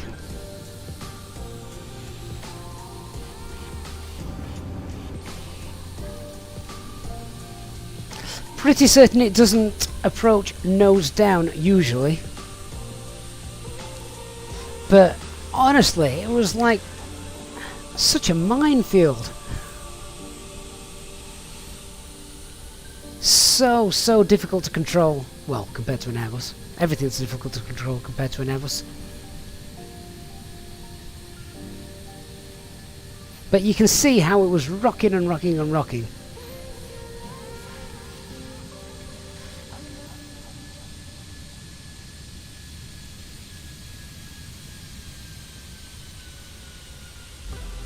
We'll leave it at this angle. Look, you can see me adjusting, just trying to get down but not pick up too much airspeed, which was difficult. I'm gutted we couldn't get the ILS approach sorted, but in the end we had to do it manually, the hard way, or the old-fashioned way, depending on how you look at it.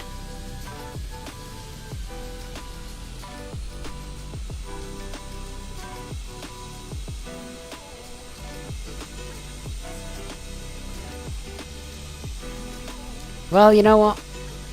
As landings go, first time round, that's not bad. The fact that you keep seeing them touch down and touch down and touch down.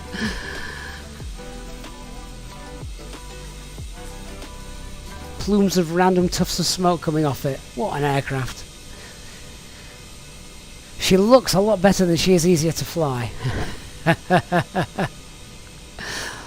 Let's just rewind that again.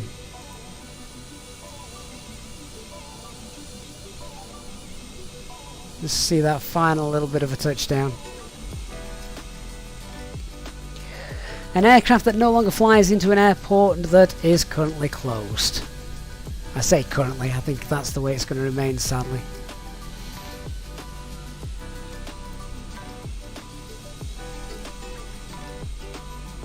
Just needed more flare, didn't it? All the main landing gear wheels seemed to touch down at the same time, which could probably have just lifted that nose a little bit, but I think I was just struggling to think that we were going to get down. I thought we were going to run out of runway. Turns out we didn't. So there you are, guys. Quickly, hopefully you're still here. I'd love to know, what do you think? Just sum it up in as few words as possible in the chat. What do you think to the aircraft? Is that Is it something you're going to be getting? I'd love to hear what you thought of the stream today, the flight, the control. Obviously we had a bit of an issue, didn't we, at one point, which we had to sort of cheat a little bit and sort that out. But I don't know, it's worth it. I hope they can get this thing flying again in real life. I really, really do.